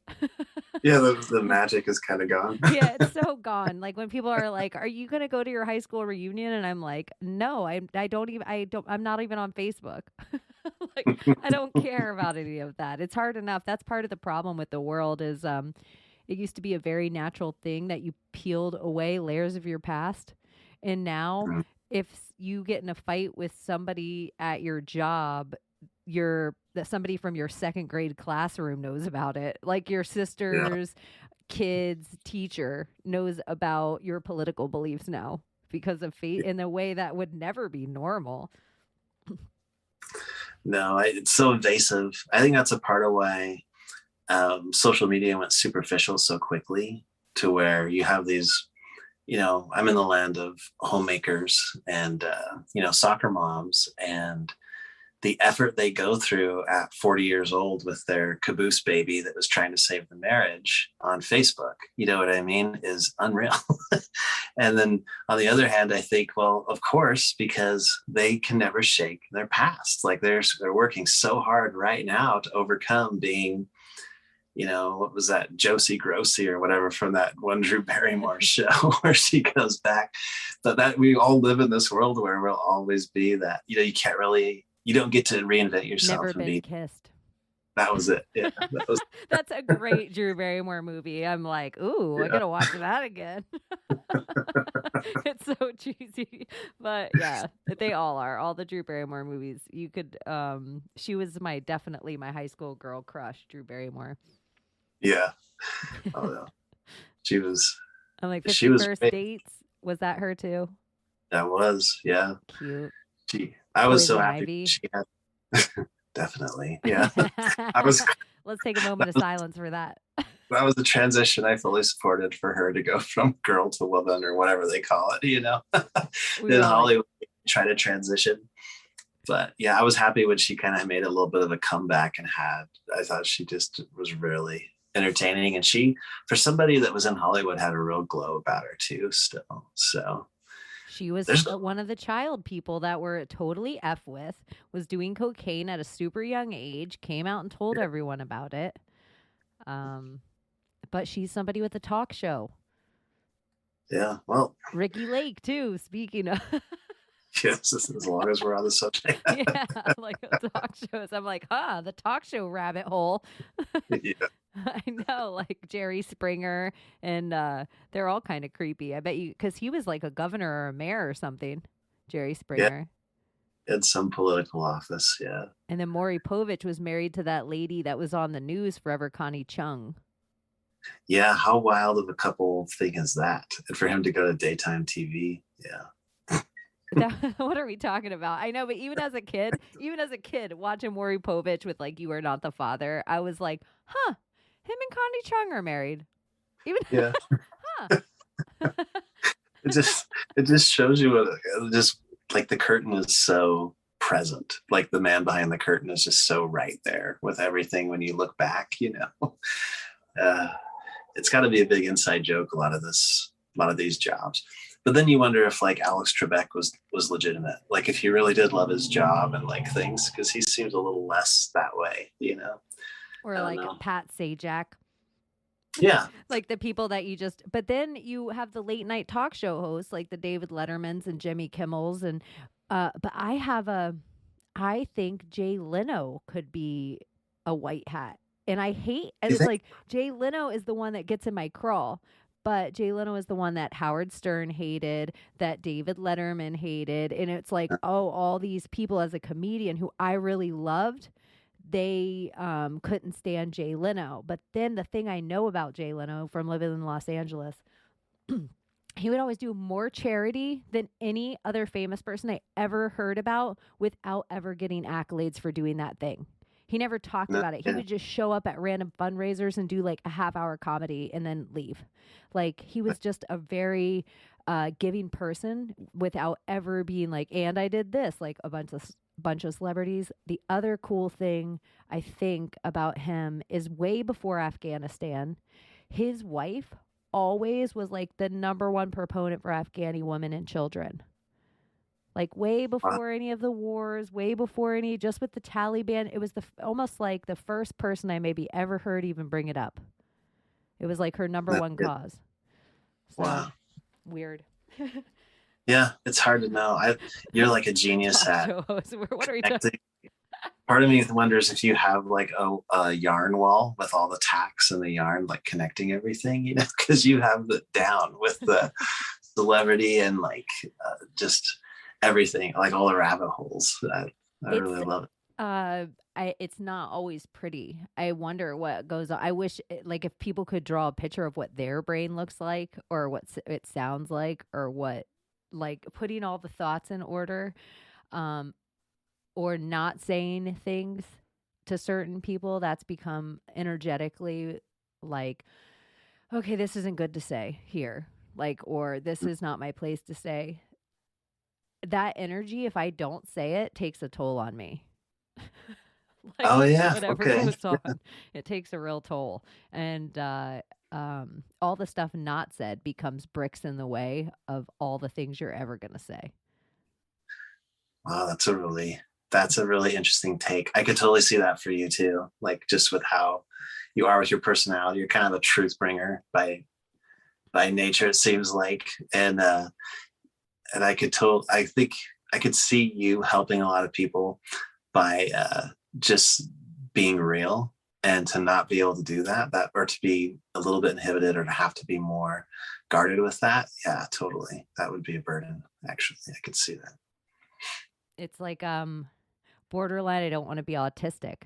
Like my empathy feels people, but my Mhm. logic is like totally it's like they're not always attached to what so I'm like, "Oh, maybe I shouldn't say this. Like I don't want to hurt their feelings or I don't want to say it this way or I don't but then or this is too much."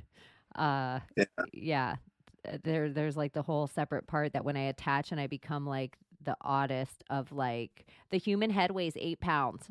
Like once that I'm attached to that and it's just like a prattle off of facts, it's a whole different like and sometimes when those are snaking up the like when they're my medical serpent and they're snaking up my spine, it is yeah, sometimes it seems messy to me. Remember those old games where it was like a marble race and they would wind back and forth. You start them all at the top and they My grandma had one of those. Anyway, that's what came to mind when you're talking about everything. It's like, which marble will make it first? Yeah, that's where I'm like, oh. And then what I'm trying to stop is I'll be on a rant. A lot of the times I realize I'm plugged in and I'm like, whoa, this is such a download. And I'm really amazed myself. And it's almost like immediately after I unplug and I step back, I'm like, oh, I'm sorry. I'm sorry. Now that I put that out there, let's do damage control. So you go first. Sorry. No, that's I don't want to listen to that ever again. I'm just going to leave it there. I feel like it should be there. I'm glad somebody said it. I just wish it wasn't me. that's hilarious. Yeah, I've had to just give myself the space that if I'm vibing and it's going to come out, then I just trust that it's okay. It's meant to be, you know. So instead of looking at it as the turd I left on the carpet, I look at it as the rock sculpture I left on the trail. You know. Yeah. Slow. Do you find that certain people you're hanging out with, I don't know how you attach to a source or whatever flow. Do you find certain people you plug in quicker or harder when they're around? Yeah, it's kind of a like mind, you know, like attracts like or recognizes like, you know, and for the most part, I have like in my work and my career, I have a real persona I can project and I can do my job and cross my T's and dot my I's really well. And most of what I do is verbal and over the phone. And, you know, it has to do with persuasion and diplomacy and all these sorts of things. But when it comes to personal interactions, for the most part, I pretty much disappear. Like I pretty much faded out because there's not a lot of,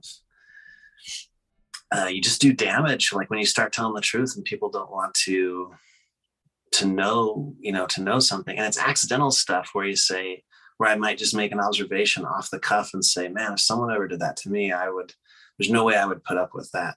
And then I catch the empathy from across the table that I just described something going on in their relationship.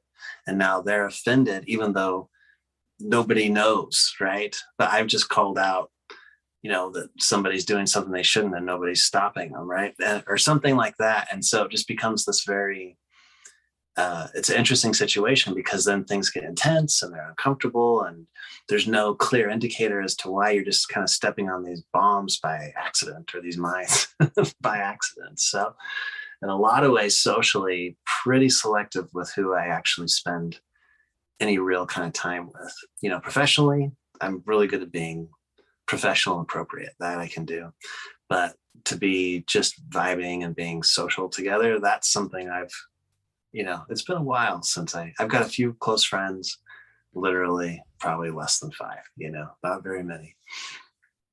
Yeah, it's such that plug-in of having those people around you, or I find in my spiritual tools, it's my most important thing, I think, is having these like mirrors that are non-judgmental, but they still I like the care enough, the contour enough to keep bouncing my light back in.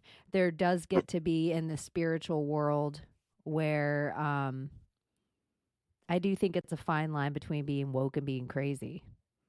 Like I do think it's a fine line of like hitting this point of understanding and really hitting this point of crazy. I think almost like without even knowing it, once you realize that you are energy and once the universe kind of or the realm or whatever kind of plays with you in a way that validates you, it's a dangerous thing. I always think it like absolute power corrupts, you know, or like power corrupts, absolute power corrupts absolutely. It's like even in the small scale, I think it's a constant checking of like yourself versus or for me, I don't know what everyone's thing is, but for me it's like a constant checking of my own ego separate from my power. Like what I could do with sometimes what my intuition's telling me, or what I just picked up on in this whole, like, oh, I just saw this whole story from way, way, way far back from 2 sentences in. Almost like, oh, I just saw the end of the movie. And then how much of, or even getting a really inside baseball feel or image or flash of somebody's life. It's like those kind of things are weird to sit back and just be like, okay, I'm a human still on this realm, and to take this relationship like, hi, Caleb, you're still my friend, and I maybe just had a flash of you at 10, and now I have to take it from here and not take all that into play here, when we, like, you could just be somebody I just met. And those are the kind of weird things that I think once you start playing with energy, because time isn't real. So it's like, I don't know. I know this is a whole crazy concept, but it's like all kind of happening right now. So it seems like you might have had a glimpse of the future or the past, but it's just because time is just this fake construct put on a calendar and a watch because the sun's there. No. Right. But I'm laughing because all of the things you're saying right now, like all of those little bombs you're dropping, that's the struggle of the whole, when you kind of step just a little bit past normal and go just a little bit into your a little bit beyond your comfort zone and what you think you're capable of. That's when all those things start to happen. And so yeah, you're funny. You're like, yeah. So anyway, I read your mind, and yeah, I saw some child trauma, but let me order. I'd like the caramel macchiato, right? Yeah. Well, sometimes it was doing this show and having this, like, not just this show, but other podcasts that I've done, to sit in such a logical space, so logic, and be like, what are these feelings that I'm feeling? I feel like I feel that person and I can see them on camera.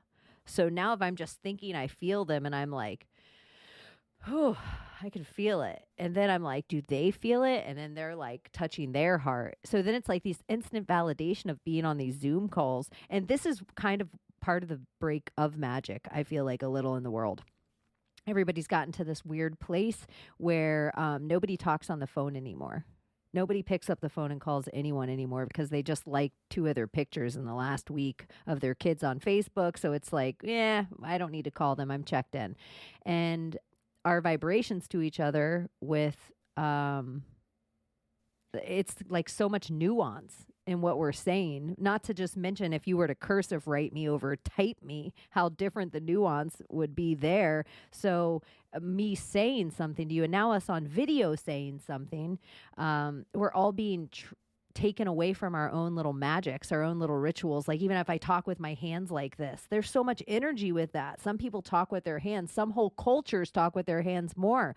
But if you don't get to see that with somebody, if you don't get to feel that, if you don't get to feel their nerves or feel their flush or see their like excitement, we're missing so much of the magic just because of the technology. Yeah. No, that's the truth. And being in proximity is so many levels deep when it comes to communication. And I've always thought it was such a travesty. And I know that's a dramatic word, but it really is just, to me, it's a travesty that we have this public transportation where there's hundreds of us rammed into a car. And just as a matter of pure self-defense, we've shut everything that we would feel from everybody out just to kind of get our commute over with. Whereas in past and times gone by, to be that close to that many people, I bet you it would bliss people out. Because I mean, we're going back to, campfire times. You get a couple hundred people in a room, people may not even see that many people in their lifetime in one place. That was a big deal. And now we've got, 300 people in a subway car. And we're making every effort not to make eye contact and not to see anyone or feel anyone or smell anyone. Right? It's such a mind warp to take away that natural. I mean, if you look at children, they reach with their hands, feel you with their eyes.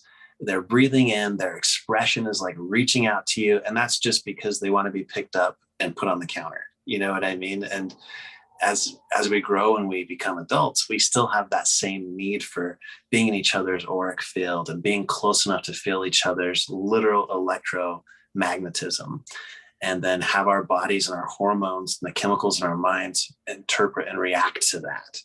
And the whole sensory experience, from our visual perception to the things that we smell that we don't know we can smell, like hormones and whatnot, all of that goes into our experiencing one another.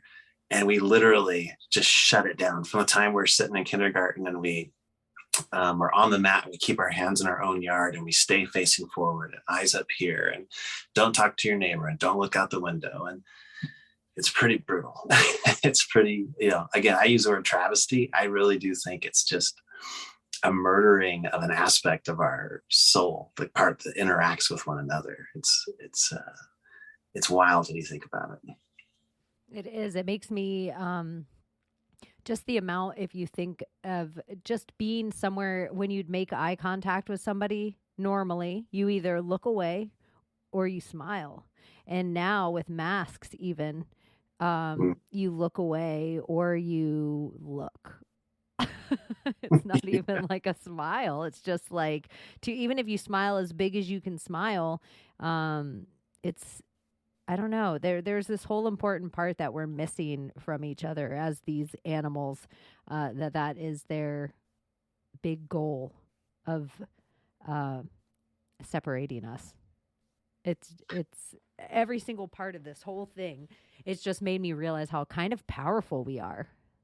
Just like they're separating us has made me realize how powerful we are. Oh, I totally agree.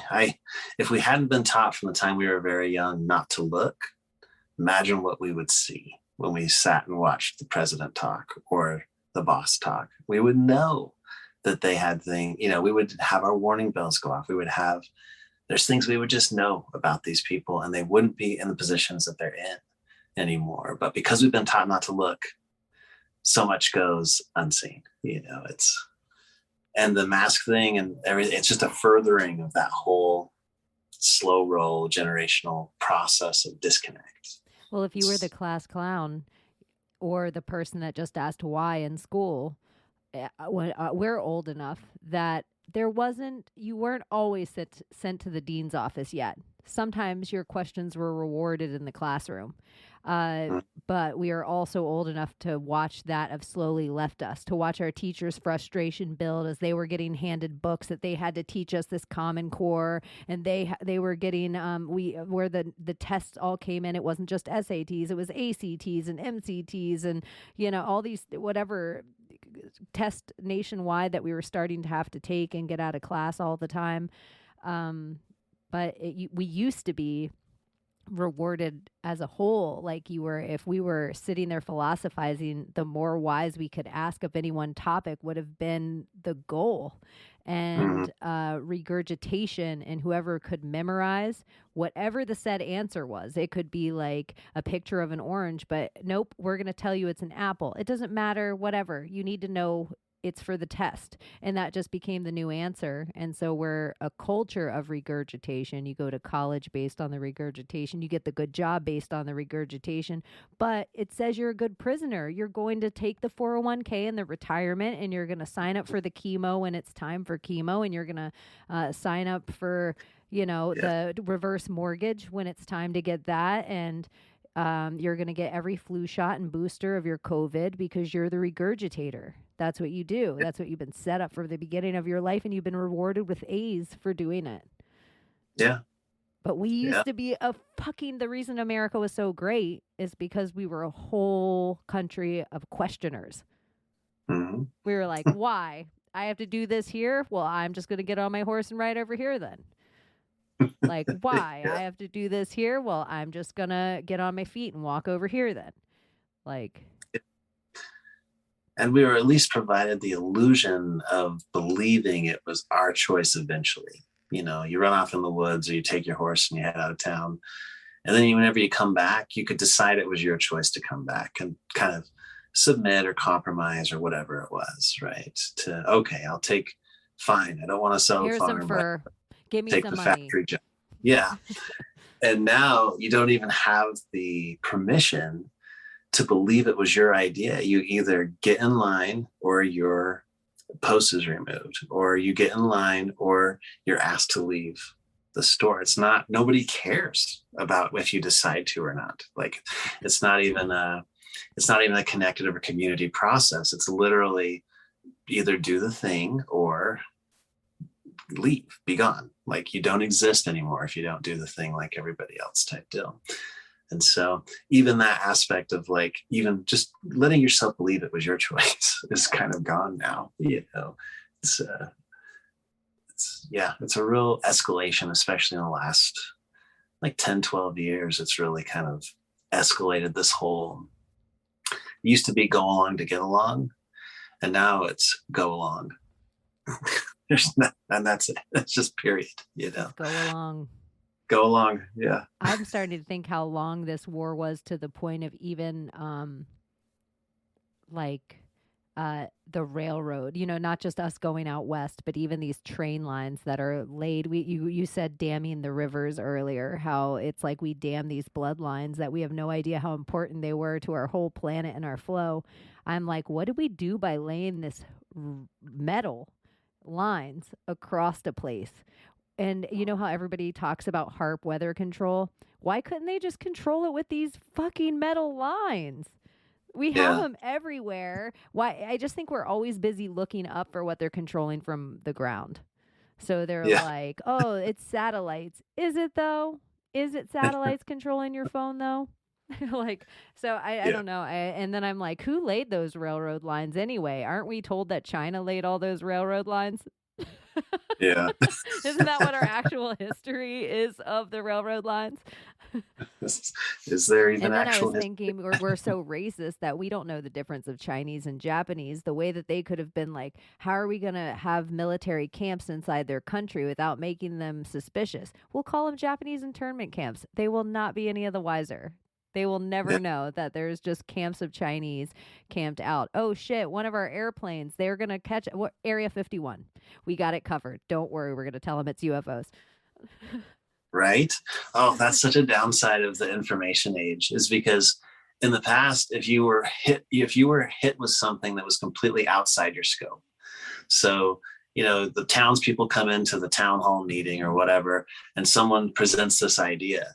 If it was outside your scope, that you couldn't be like, you guys are, you know, hayseed backwoods garbage. You need to look this stuff up and learn it. That wasn't an option. So if it hit the people wrong and their gut was like, I don't understand a word you're saying, but I don't like the cut of your jib, boy. You know what I mean? Yeah. Then that was the end. Like it didn't go forward. And now that, now if you're like, hey, I don't understand what you're saying or what you even mean. I don't have a background in it, but I really like everything about you rubs me the wrong way. That it's not even an option anymore. Now it's like, you know, look it up, study it out, read the information we gave you on it and that we wrote about it and go from there. Yeah. And that should be your instincts. You're almost taught to go against them from such a young kid age, even to the like, Caleb, hug your uncle. I don't want to hug them.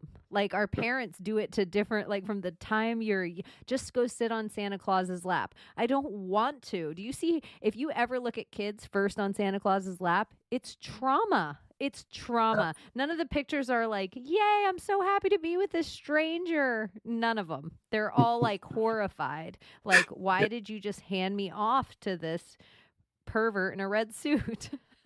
So, sorry, well, all mall Santas that are probably not perverts.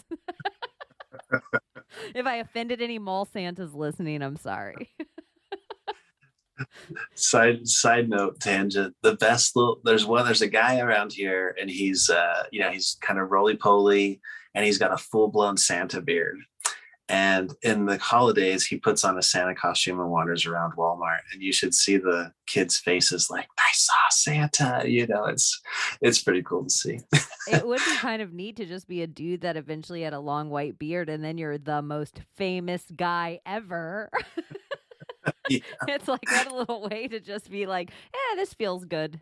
This feels good. No. No lap sitting, no compulsion, just wandering through, checking his list and checking it twice, Maybe just with a motorcycle. That's what I Yeah. always picture, Santa with a motorcycle and like oh, look at Santa in Key West. Santa on vacation. This is fantastic. It's an interesting leap too. Like in the past, we were really taught this idea that you were backwards and low born if you didn't adhere to these social expectations, right? And now you look at the progression of that to where it's on social media, where it's literally, terms, what do they call it? The terms, you violated our whatever guidelines. And it's like, it's that social expectation times a million now, to where we don't think you use the right word or the right thought about the thing type deal. Where in the past, like you said, nobody in their right mind would be like, oh, my kid's saying no, it's a bad idea, he doesn't want to sit in the lap, we'll just opt out. But there was so much social pressure, that feeling inside of don't be embarrassed by mom, mom doesn't want to be embarrassed or whatever it was. And then we just went against our better judgment so that we would be acceptable type deal. So I don't know. I just see social media as kind of an escalation of that. Bring it right to the house. No, yeah, I think it's the same as the exact same top 40 song. It's like once we realize we look to our left and we look to our right and we're like, oh, approval of my peers. And then what is so slick, we think, oh, this gets more likes. Yeah. We're not under the assumption that the computer overlord is like, yes, this is exactly what your role is to push, part of the divisive narrative. So your part is to get likes on this. Like it's even the way your phone will tell you, like, I think it was Cookie said, damn, Instagram snitching, because it said something, like somebody where it's like, Caleb was active 10 minutes ago. Like, yeah. Damn. Like, everybody on your Instagram feed doesn't need to know your activity. It's just like we're getting to this place now where it's like, oh, I can see you're online. So it's not even the same as a text anymore. It's like, why didn't you text me back? I can actually see you're online, and now I can see that you read that shit. Yeah. You better write me back. When I was little, my mom, someone would ring the doorbell and she'd go and get in the shower and say, tell them I'm in the shower. And she'd just stand there so that she wasn't lying. That doesn't fly now. Social media is like, you're clearly in the left-hand corner of your house. And, Where they're like, ma'am, I know you're looking at me from your iPhone in the shower. Can you just buzz me? It's like we're in this whole new world where now it's like your neighbor 3 doors down is watching your door cam. That's right. What's happening? I don't want that. My neighbors, where they're like, you can sign in and look at your whole neighborhood from your door cam, and it's everybody's like connected web network of cameras. Like, no, thank you, neighbors. I do you see the privacy fence around my house? Like, I don't want a camera in the back for you guys to also be here whenever you decide. Well, I was working. Speaking of that, I was working. This was a few years ago. I was working this job, and everybody, it was kind of one of those hotshot jobs, sales wise, where everybody kind of like they were all trying to be Wolf of Wall Street guys. And so the Vivint guy, he's from the Utah area where I was working. And he came in and did a big presentation to our whole company because he was thinking he might want us to be a part of this phone sales, whatever, for his smart house thing. Anyway, he was describing all the details, and this was years ago, of control your temperature and be able to check in on a camera in any room, anytime. If a window's open, you can push a button, it'll close it. It's like just a total smart house. And he was selling all his convenience. And he's this young entrepreneur guy. He was like CrossFit body before CrossFit was a thing. Like he was like the presentation you'd want to have, being the young, hip, new house thing. And I was just looking, I probably couldn't even hide it on my face, just looking more and more terrified. I'm like, what?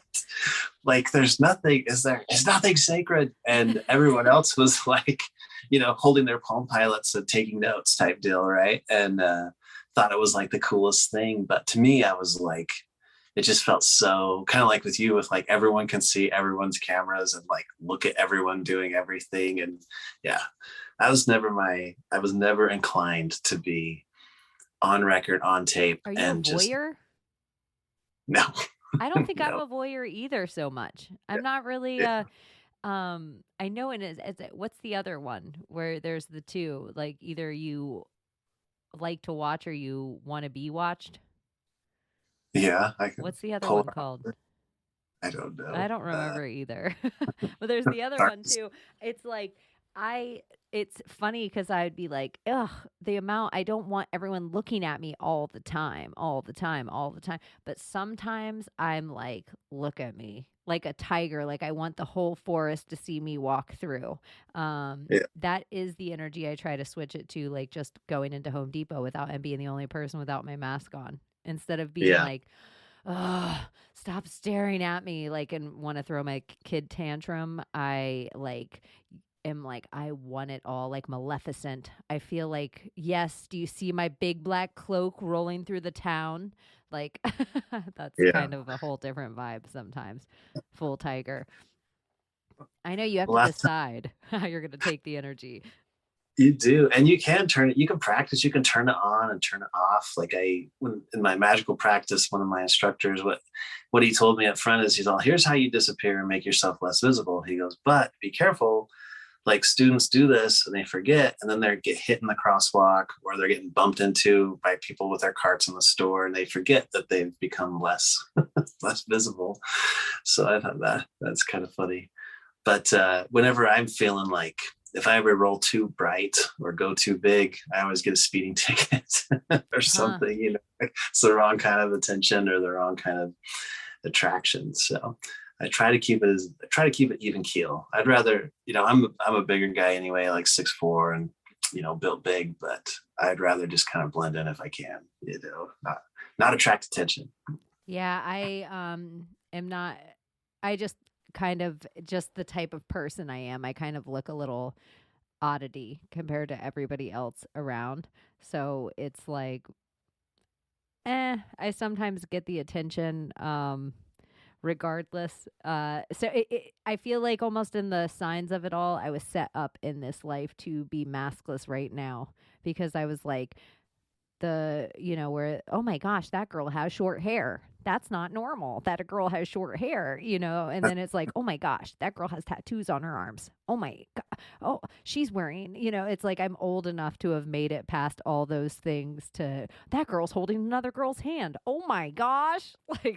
So now it's like, oh my gosh, that girl doesn't have a mask on. I'm confused though, because I thought all lesbians wear masks because they voted for Biden. It's just a little bit more of a conundrum now for them.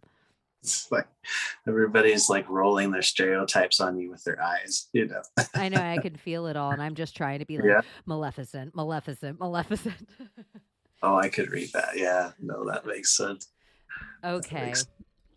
Caleb, you are gonna do like maybe a reading for me, and how do you prepare for this? You were starting to tell me before we started to record. How does... Oh, that's right. Yeah, for me, one of the things that's most important is to make sure that you're as clear as could be. Now, when it comes to like seeing things or like looking into otherworldly type stuff, you only see like with your eyes, so wherever you're looking, that's where you'll see. So where you're not looking, you of course won't see that. But as clear as your lens can be, you want to be as clear as you can. And so I always clear space. I use stones, I use oils and scent and different sensory experiences. But I always clear space, and then I project and I clear space so that when we're, face to face like we are now, we're connected, and that space on your end is clear as well.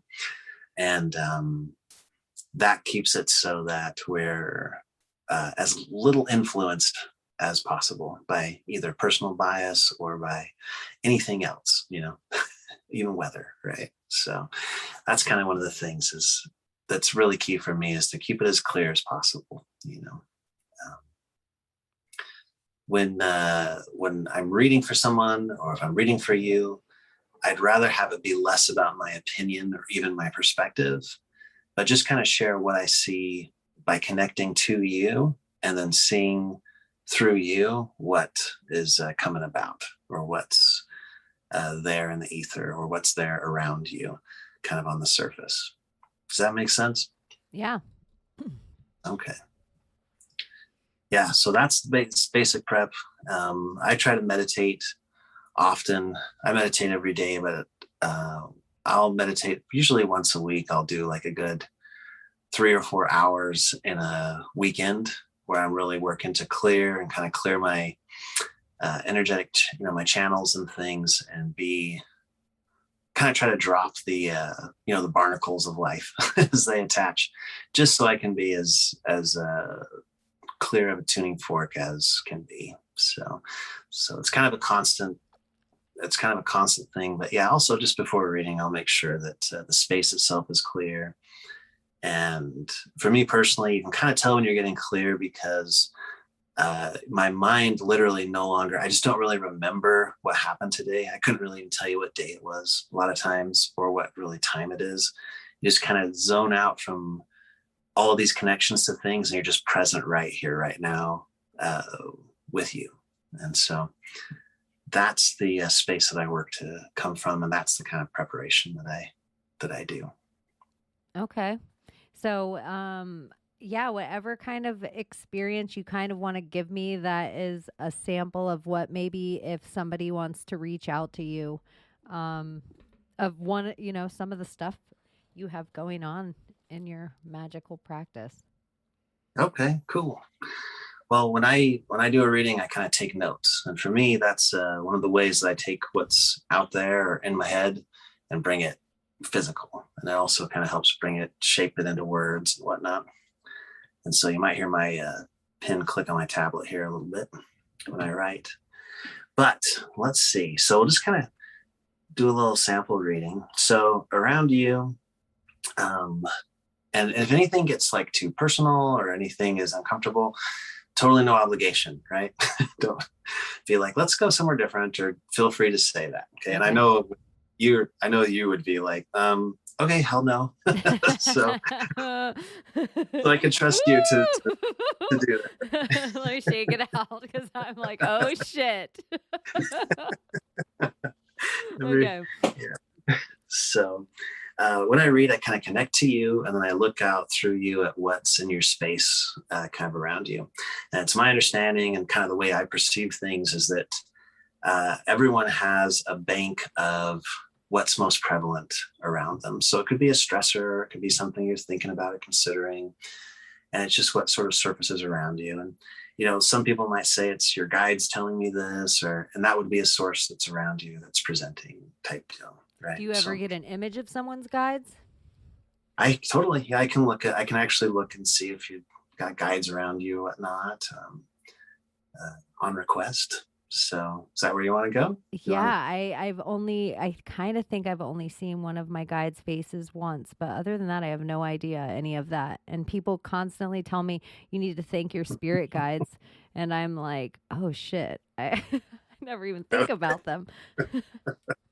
Okay, so this will be kind of rough for starters out. But I get wild hair, red. So it's part in the middle. It's coming down both sides over shoulders. So down like shoulder blade, length in the back. Okay, hat of some sort. Okay.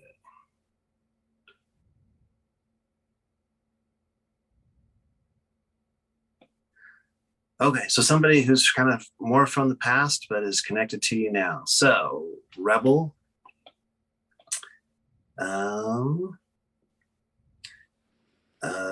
Somebody who was, okay, so interesting. So it's a guy, somebody who's been given a lot of trouble for not doing their social norm or not doing their fit in. So here's what comes through with that is alienation from family.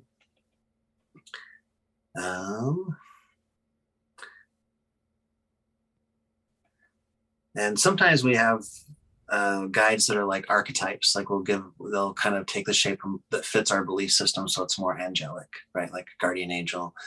And with you, it just feels more like actual people that have existed are totally vibing with your vibe and feeling like really connected to what you have going on with yourself and your life. So I'm just speaking for her individually. Alienation from family. She was kind of flamboyant and enjoyed being inappropriate in the way that she dressed and talked. And so I get a vision of like some like spitting, like you're not supposed to spit, it's pretty proper. Okay, so there's a brief description of her. Okay, so her connection to you is, so you are more, this is not going to be legible what I'm writing. Okay, so you,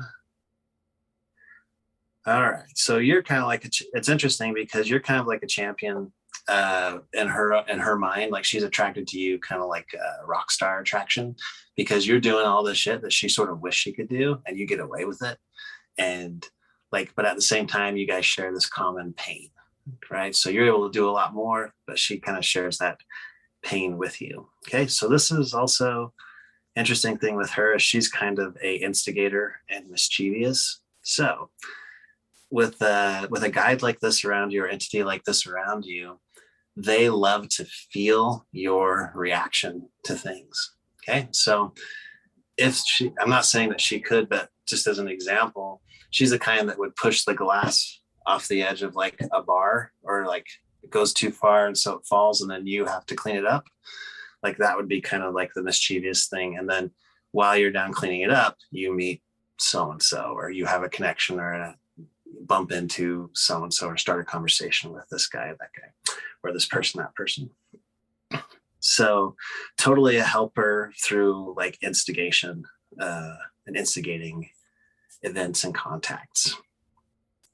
And she's really got something going on with like hats and hair, and like I think that's kind of like her, how she that was her biggest way of being, look at me, inappropriate, I don't care, or you know, being embarrassing her mom or whatever type deal. Okay, so interesting. So here's an interesting thing with her. Pretty powerful. A lot of people after they pass, or a lot of individuals after they have gone on, are kind of a weak link or a weak vibe, and so they hang around and almost become a little bit parasitic on people because they kind of feed on you to stay in existence. And she's more of a totally here of her own accord, so pretty potent, pretty powerful. And when that's the case, a lot of times you can actually get a picture of them or can kind of see them yourself. So have you ever done any kind of mirror gazing? Are you familiar with that at all? Only like once or twice. Okay. Are you open to that? Yeah. Okay. So I'll just give you this is where you will hear my bias, but I'll preface it. Some of the best ways I've seen or heard that this is doable and works is you find a room that can be darkened or completely blacked out, and a mirror that shows you at least, you know, from like sternum and then up and above your head. So you got to have space like, you know, 2 feet, 3 feet above your actual top of your head. So you've got vision up there. And then candlelight does really great. It allows our eyes to fall into focus as the candlelight flickers, or the softness of it, different change, shadows can dance. And you kind of have this candle. Now, the brightness of that, if you want 2, 3 candles, totally up to you. If you want to do just a little birthday candle, right, whatever. But what you do is you kind of look in the mirror and you choose the distance to be standing away. So you can get comfy, if you can kneel or sit or whatever. And then take a look at the mirror and focus on the point where your third eye would be, kind of right between your eyebrows, but a little bit above them. And then in your reflection, and allow your eyes to go a little bit out of focus or blurry as you look at that point on your face. Now, don't let your eyes dart out to focus on things away from that point, but allow your peripheral vision to pick up what shows up in the mirror. Okay. And then if you do that and you kind of go over that little description I gave there, even if you just said wild hair and hat, you may get a picture, and may get to kind of get a visual or something seen there. Now, a lot of times it's over a left-hand shoulder. that's something it's not a hard, fast rule, but that's a good place to kind of keep your awareness. And then a lot of times you may see flashing or some sort of flicker or sign above your head, kind of like above your crown chakra up there. So that might be fun to play with because you've got a guide that's strong enough to actually show up and do a little something. Ooh, that's exciting. Yeah. But like full-blown mischievous, like that'd be good. And total instigator. So neat thing with that is when you have a guide that's like that, you can actually say, and you can give them a name if they don't, you can maybe have them tell you the name, or if you just said, I shall call you so-and-so, right? Or I'm going to call you Red since you have red hair, or whatever it is, right? You can say, Red, something's got to happen. I'm bored, right?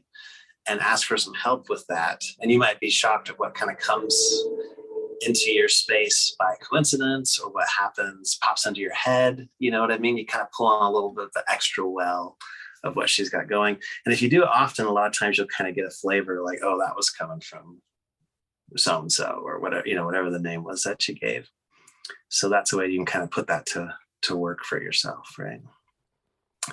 And a lot of my perspectives, very male, very practical, right? So keep that in mind as I go through with these descriptions and things, as I'm always looking at how to prove it, how to use it, how to have it help you right now and better your life, your situation. I love that. Yeah, okay, good. All right. So, interesting thing. Other guides. So tell me about your connection with animals. I mock that I'm Snow White sometimes, and birds are always around me, squirrels. Like if there's wildlife to be had, I can just kind of walk in it. And if I can sit still long enough in a way that normally very timid animals will totally come up into my space, like birds or lizards. Like normally really, scared little fast creatures will, like I have had a lizard jump on me to catch a bug, and I'm like, are you kidding me? Like I'm just sitting chill for so long. Or today I sat chill long enough that a big snail crawled up my coffee. But it's just all the time. Usually the mockingbird the most, like the scrub jay. Okay. But well, good. So with the animal connection like that, the reason I asked is because there's a lot of sort of what I would call animal spirit or animal connection energy around you. And a lot of people kind of associate that with like this Native American like totem type lore. But for me, I look at it more as a more pure way for you to connect with your environment that's outside the matrix, because animals are just doing their thing. They don't really care. And turns out so are you. So you guys are kind of vibing together. Neat thing is different animals will kind of have different vibrations or things that they're on, right? Or kind of feelings about them.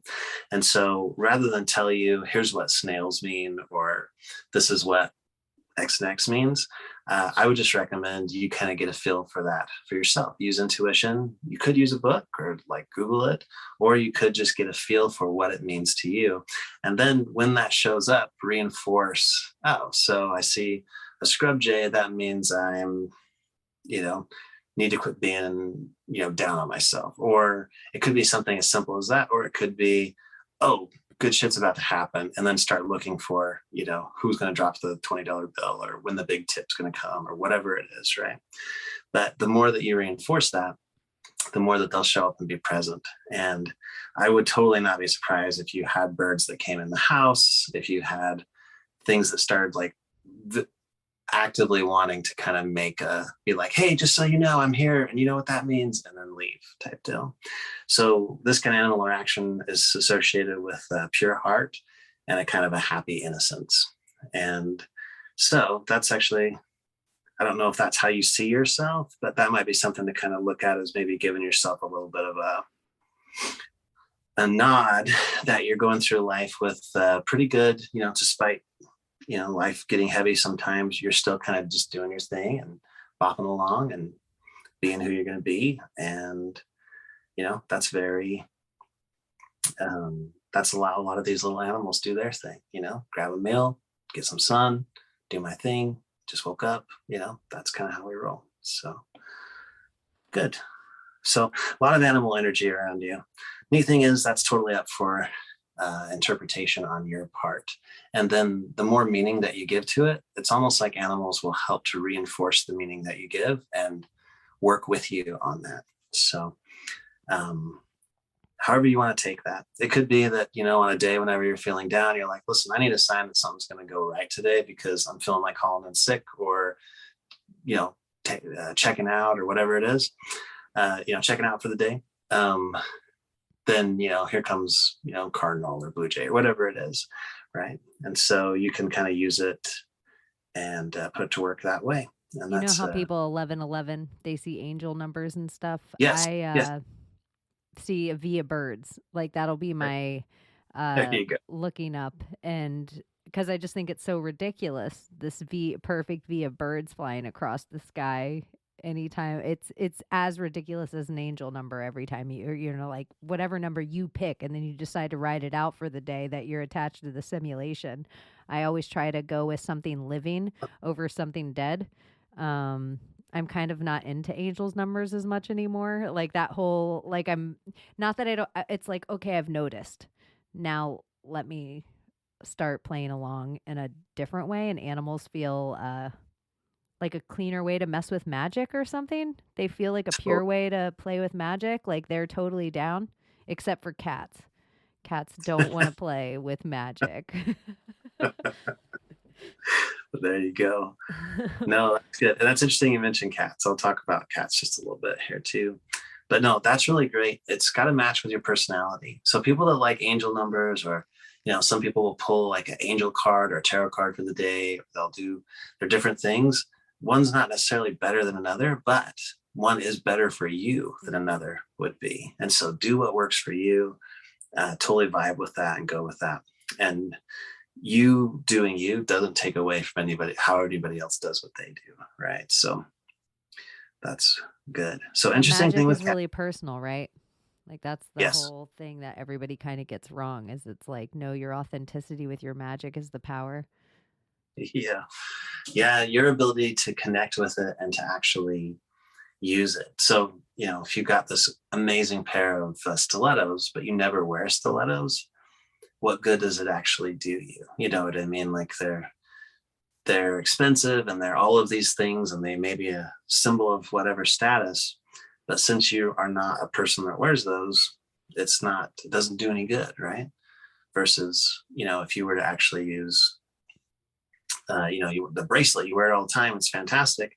That's 10 times, the 25-cent bracelet from the machine is 10 times more powerful for you than the thing. And that's how it goes with like your wands or your daggers to rending space and all this.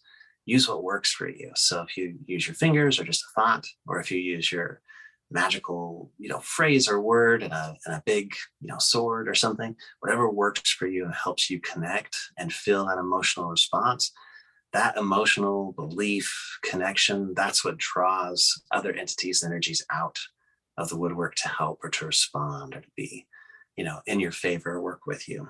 So totally. Side note, it's interesting with cats. Cats have this really unique ability, and they share this ability with trees and with a lot of plant life to consume what we would consider our negative vibes, our negative energy. So in the same way that we draw in oxygen and we exhale, carbon dioxide, and then the trees draw in carbon dioxide and exhale, what we use, that's how it is with energy with cats. They kind of vibe on or use or really kind of do well in negative vibes. And it's really interesting because, there's a lot of black cat and all this stuff associated with cats. But yeah, at the same time, they're they deal a lot with negative energy a lot of times. So pretty interesting there. So yeah, not liking cats, that means you're probably used to I love the cats. I actually just think they're an exercise in free will. They're like the only thing that out of all the animals I can kind of mess with energetically, I just feel like the cat feels that I'm trying to do it and kind of makes eye contact with me and says no. And I kind of like that it feels it, and then it's an exercise in free will. It's like, no, I feel that you want me to come. I feel that you're drawing me there with your energy. I'm going to sit here. I'm going to lay. I'm going to tuck my hands, and I'm going to come when you realize you're not doing it anymore. It's like, I'm like, it's such a woman. Such a woman. We know you both want to. Yeah. What does that have to do with anything? I'll be there when I feel like it. Yeah. Me and my cat sitting here trying to decide where to eat all night. That's right. That's hilarious. Well, good. So interesting thing too, a lot of times the people that are closest to you have a neat connection, or a really kind of pure, innocent connection, in the same way that your animals do. And so something with close connection, close relationship, that these are things that you would actually hold dear. So it could be like a romantic relationship, or it could just be a friendship. If you would perhaps sometimes look at them in the way that you would look at a wild animal, like an elk or something that you saw in passing when you were at your cabin, how would you care for that animal without invading that animal, right? Kind of an innocent connection from a distance. There's an aspect of caring that is sort of innocent, remote, and the connection's sort of ever present or ever there. So keeping that in mind with close relations, maybe compare that to the passing untamed animal, right? The outside the pet zone animal, not a dog, not a hamster, that sort of thing. Okay. Good. Okay, so lots of stressors going on right now. So mass caring for caring for the masses, so caring for a bunch of people that you don't actually know, but you know them as a group, right? Okay, so mass caring for the faceless peoples. All right, so you feel super deeply other people's hurt when it comes to things. So, and these are people that you don't even necessarily know well. So that's a characteristic of like an empath or empathetic connection. And when I'm thinking about this, I'm thinking of maybe some of the core aspects of some of these stressors, right? And so it's interesting here. So money comes to mind, but money is a stressor because other people are suffering for not having what they need. Not necessarily you, but you're feeling it for others. So that's interesting connection there too. And then some serious unrest, like you're reaching your end of your patient buttons. You're patient. You're like, okay, we've been fucking around long enough. Let's do some shit. So I'm going to put down end of patience. Excuse me.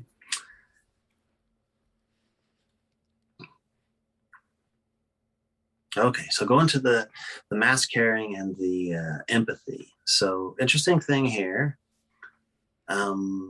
This has kind of a connection to you being not really not cared for, but sort of inappropriately cared for. So people that meant you well and wanted to help you, but couldn't very well, like in your past, maybe whenever you were younger and were more vulnerable. And so people kind of wanting to care for you from afar, but being a little less capable or less competent at doing that. And so it's interesting now because here you are later in life caring so hard for people out there that don't have caring coming from other places, right? Okay. So interesting thing with that, just a couple word to the wise. Okay, it's totally fine. It's also totally exhausting. So there, it doesn't mean you should stop, but there is there needs to be a method to the madness, and specifically build in some self-care or some recharge with that, or you will become frazzled yourself, right? Or depleted is the word that comes to mind. So I would just ask you, what does self-care look like for you? Like what comes to mind when is that something that you're comfortable with, or are you like, I thought about it today, and it's been so long that I actually, I think self-care looks like for me getting in a car and driving without a destination. there you go. And it's been a long, long time since I've done that. Awesome. Just the fact that you can clearly define that, see it, and even as you say it, I can almost feel you feel it. That's deep enough. That's going to recharge. That's going to recharge you and recharge batteries, and in a good way. So then let me ask you just this a little bit further. Is this something you do by yourself, or is this something you do with your significant other, or how does it look? By myself. Okay. So it's just good to say that out loud so that you're not tempted in your big heartedness to be like, yeah, I don't want to leave you alone. Why don't you come along? Right. So make sure it is actual self-care and not self-care and then self-sacrifice on top of it. Okay. So there's that's like an actual event that you can do. That's like a full-blown, take time, have to plan a little bit. I'm recharging. And then there's self-care that can be done kind of on a more constant basis or a more constant feel.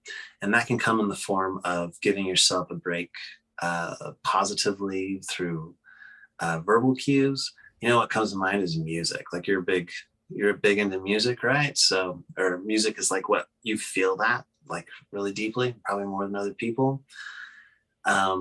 What aspects of what songs can you play that you have that emotional bump no matter how many times you hear it? What pushes a good button, and use that as a recharge in the moment? Maybe have it on your phone there.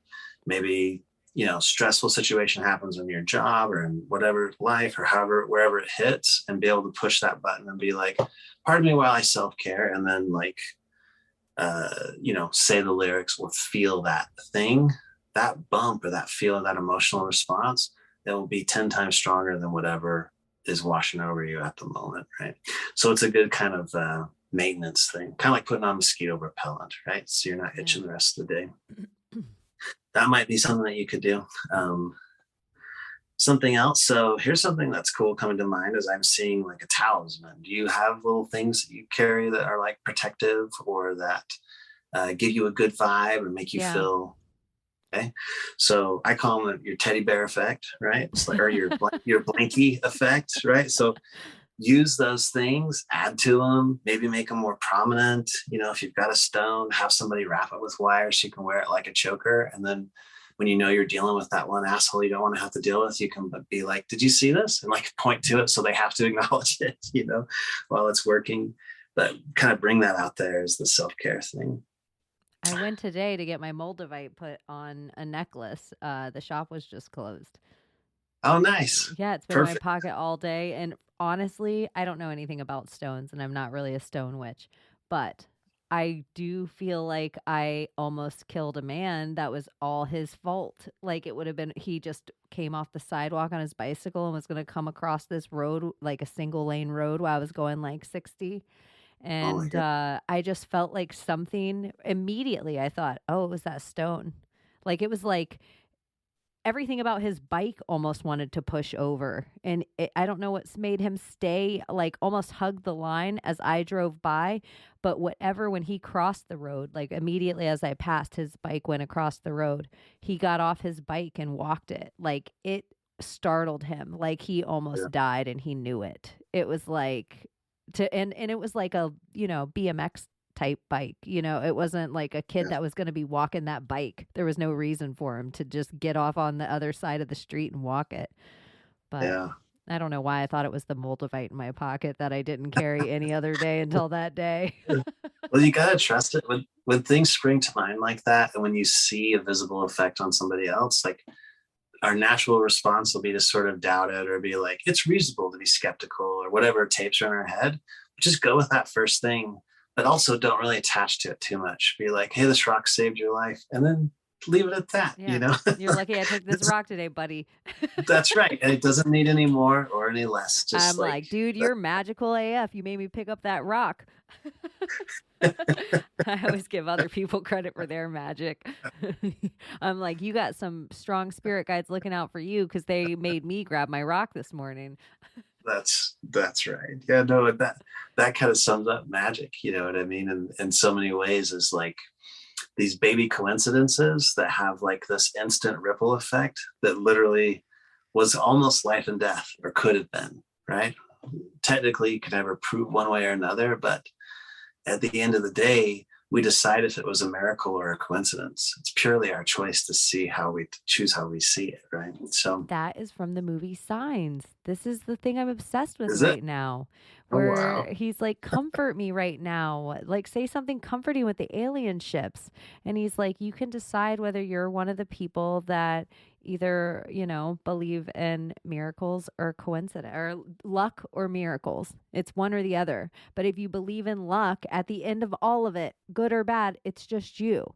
If you believe in miracles, at the end of all of it, good or bad, you're attached to something different. Wow, that's awesome. And it's kind of that same idea of faith where people are like, oh, well, if you believe in God, or Jesus, then you go to heaven. You might as well just believe in Jesus. It's like an insurance policy. But it's, it's like, no, well, it actually has to be felt. You can't just say it. Right? Yeah. I don't know, to get off topic a little.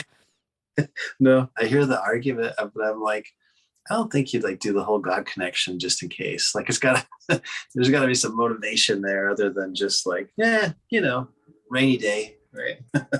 I said the words my whole life. I can't believe in the last 2 years I felt it, and it isn't in a book. I can't believe it. I'm like, my whole life I've been saying the words.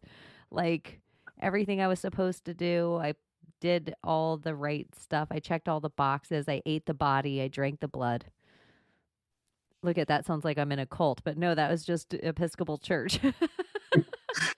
Or were you? Yeah. Well, that was one story I was telling, not Scientology. Well, that's great. And, that honestly reinforces your ability, as you believe that you're lucky, as you see signs that you're lucky, you tend to become more lucky. It's amazing how much luck you'll have the more you genuinely are like, I can't lose. I'm so lucky, right? And that's a really basic form of manifesting, right? or positive affirmation. So last aspect of self-care here.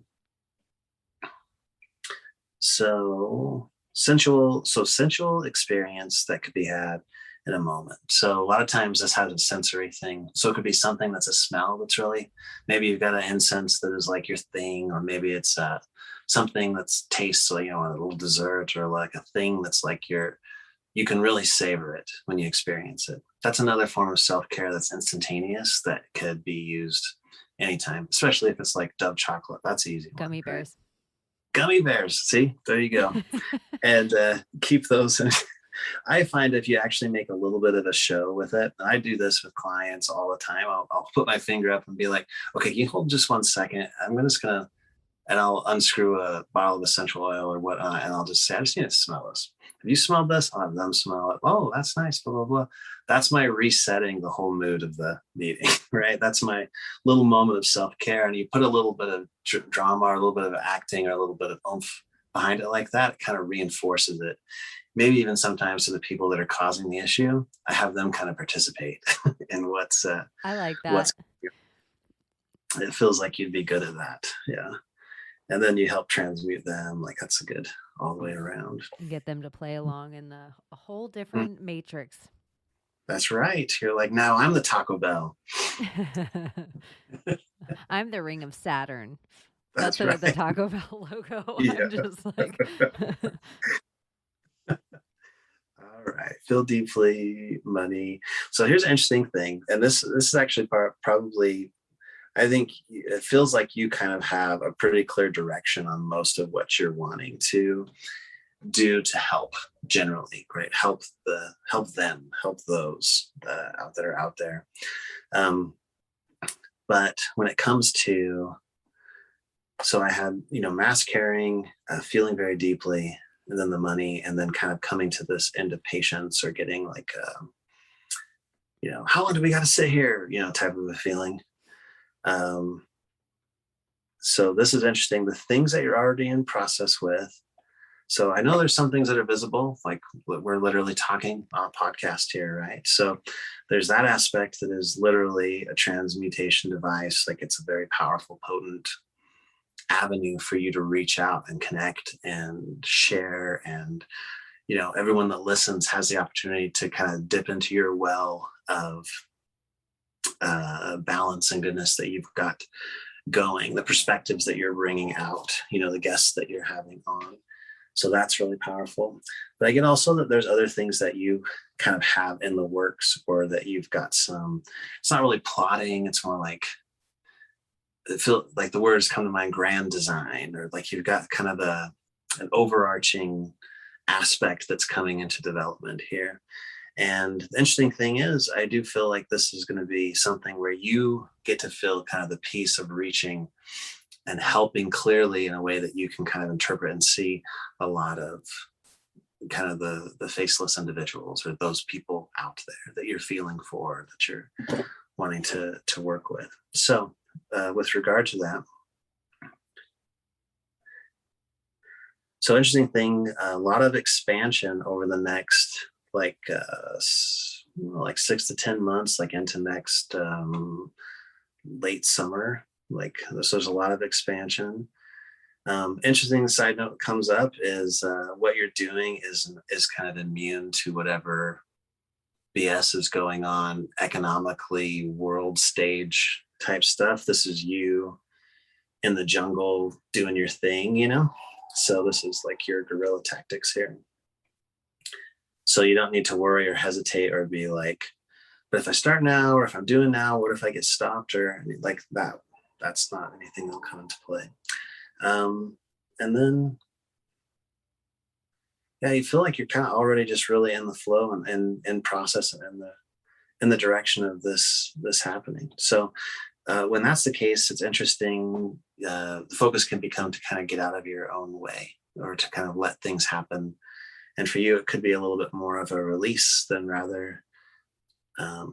So an image that just came to mind was Brad Pitt in Fight Club, when he lets go of the wheel and he just looks at Edward Norton like, and lets the car do what it's going to do. So you're not going to wreck. Like you're going to keep going. You don't necessarily, it's not necessary to steer on Mr. Toad's Wild Ride. It's going where it's going. Where you turn the wheel is not having necessarily as big an effect as you think.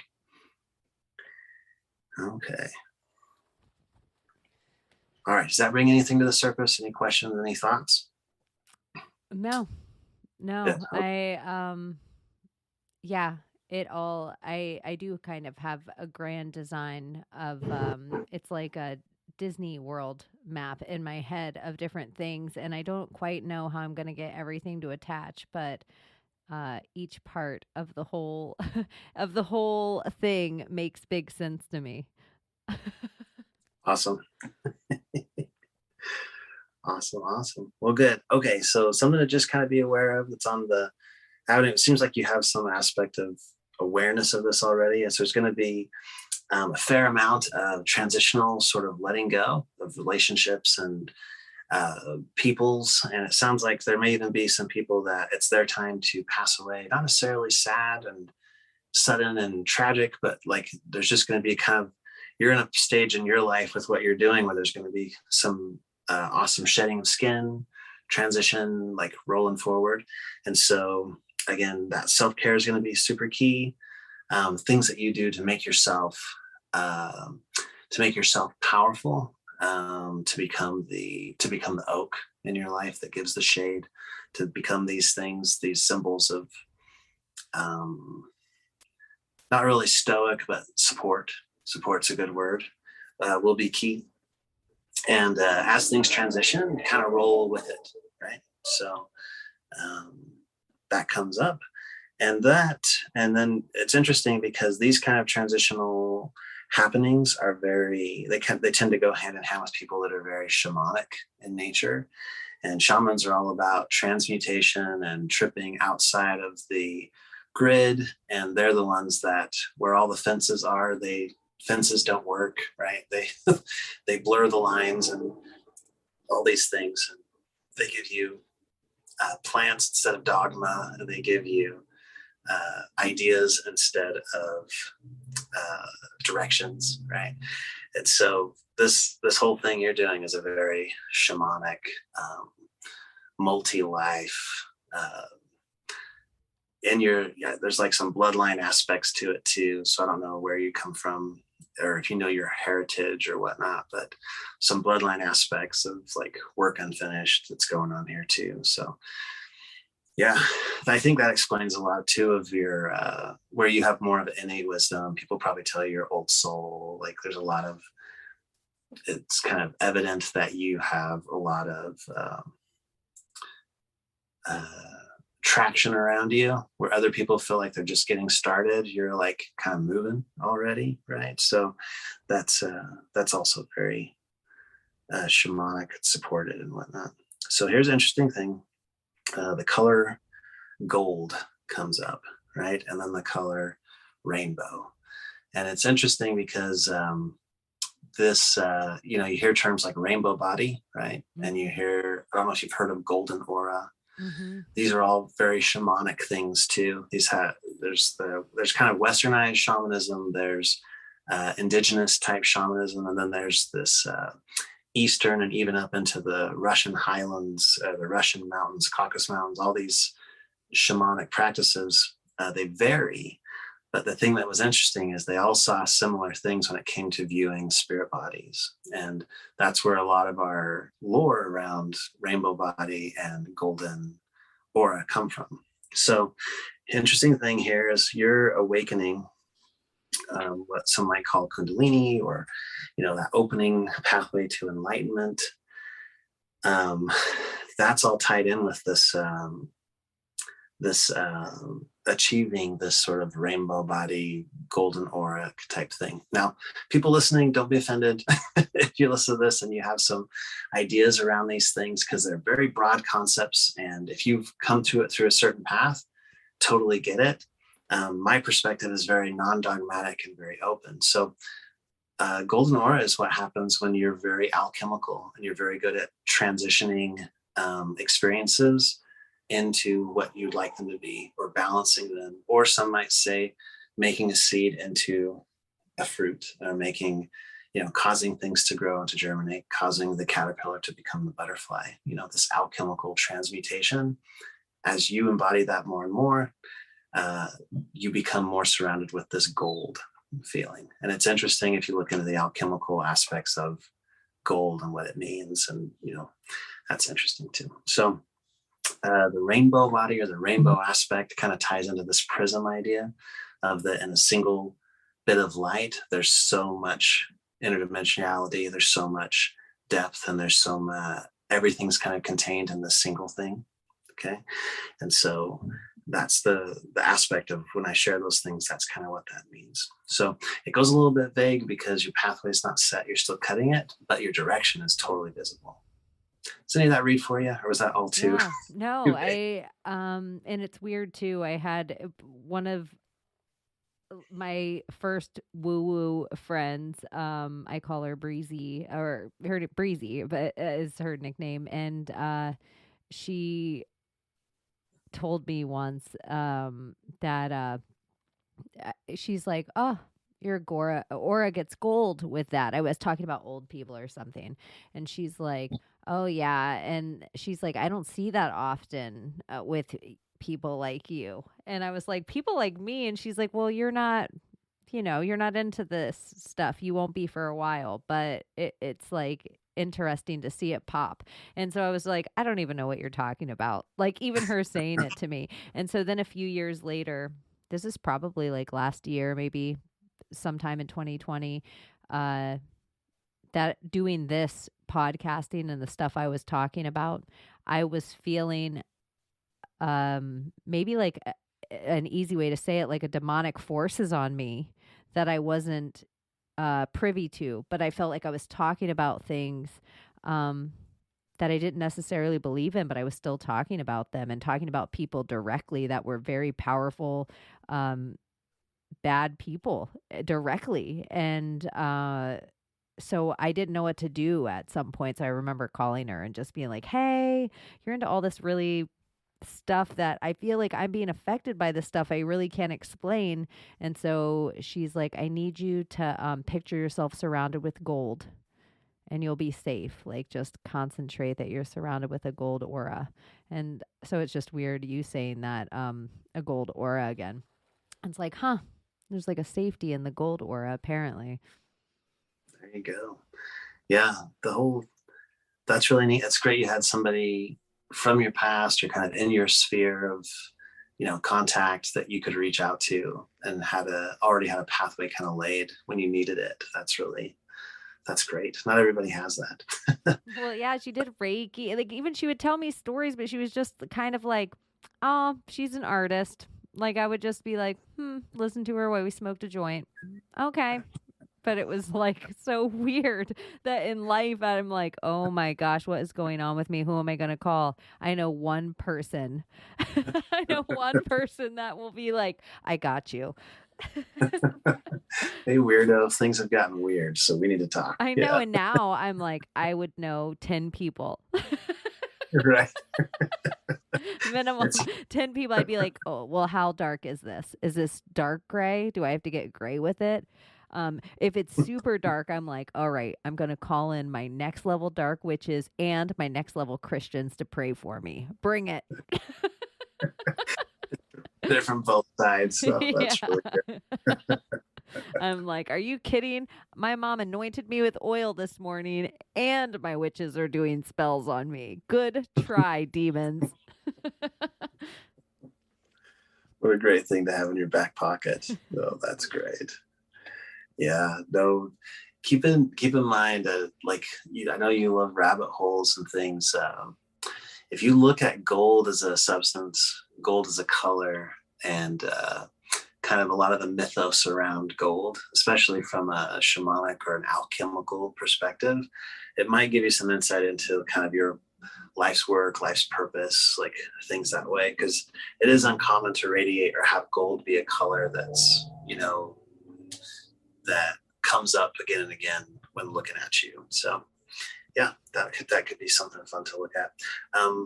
If I don't like to project ideas, for me, I think it's so much better if you read over the info and what stands out to you stands out. And then that has such great meaning, right? And is just for you rather than just the quintessential understanding of XX or X. So, well, good. That's most of what's super surface. Is there anything else that comes to mind or that popped out that you're thinking you want to explore or ask questions about or anything? No, it's also what would let me see if I think of something really crazy. Is there anything that sticks out to you? Anything that I should work on? What's my Achilles heel? Like, tell me something to clean. Give me some spiritual Windex. We gotta get the bugs off the windshield here. Let's see. So,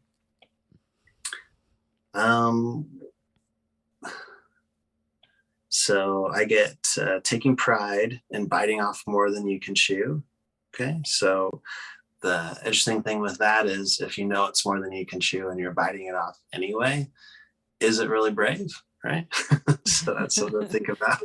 Or is it, right? Yeah. So that could be something. And then, and it's not so much like it's a weakness, it's more like a perspective shift causes it to be more effective or more beneficial or more productive in your world. right? Okay, so you're pretty on point with most everything that you're doing. So there's if I look at your timeline of your day or like your week, there's spaces in your time where it looks like you're at your work, which I don't know what your profession is, but it feels like there's some real draining spots where you are open and giving and people are taking, and it's not the most healthy energetic wise. So this would be times where you actually, and it looks like this would cause you to be less available to be there for those who matter to you. Okay, so it's one thing if people take from you, and it's another thing if people take from you and it costs you somewhere else where you have responsibility or commitment to be present for, right? So it's interesting with this. It's a lot of males. It's a lot of I see like a picture of you as jester. So I don't know if you're playing entertaining or playing dumb or playing trying to get down on their level to meet with them or to meet them where they're at or whatever. And then I bartend and serve. It's so do funny. you? I'm just picturing myself with all these older dudes around me, like, "Hi, young man." Yeah, totally, totally. Okay. Well, there you go. So maybe if you feel yourself actually giving more than you're wanting to, or having more taken, or sometimes you don't notice it, but you go in and you're like, oh, why am I tired? Or that background headache that sort of rolls in. That's when someone's kind of taken from you more than they should have, right? And a lot of times we give them permission to do that without realizing it. And so even just a verbal cue, or maybe you touch that stone in your pocket, or your item, your whatnot, and you can just kind of say, okay, I'm done giving now. And by you just not having permission for it to go anymore, a lot of times that's enough to kind of stop that drain. So just keep that in mind. The other thing is I see a parking lot, and then I see like it's nighttime and the lights are on, and then there's like a dumpster, and it comes through for me like a reddish, like a pink or reddish, like a beigey, whatever color. Anyway, it might be decent if you had a place like that was in your world, or it feels like it's maybe around your work or something. It might be worth it to have that cleared. So I don't know if you like do the sage thing, or if you've got some selenite or something or whatnot, but that's really the only place that comes up. And then there's I don't know if you live in a home or in a community or condo, but it feels like let me get out your address. No, I'm just kidding. But it feels like I'm getting number. No, but it feels like there's a courtyard space that's a common area where there might be a little bit of a negative energy pool there. So it doesn't hurt to actually, if you feel some of this where it's a little bit darker, or you are hustling and you don't know why, or you're avoiding and you didn't really register before, it doesn't hurt to just roll some incense through there, like light it while you walk through or whatnot, or do some clearing on that too. But those are the only things I can really see. And they're not like big warning, big blinking red warning signs. It's just kind of, if you want to clean, tidy up space, those are some couple of things that come to mind.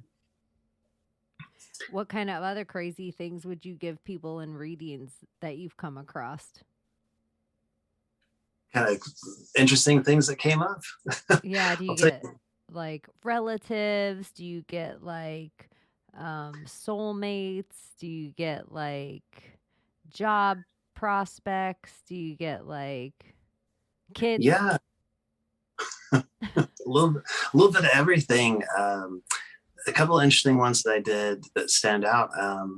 I spent a whole day, so it was like a full, like almost 10 hours, the day with this group of ladies who were super into genealogy, and they had hit dead ends where they'd gone back as far as they could.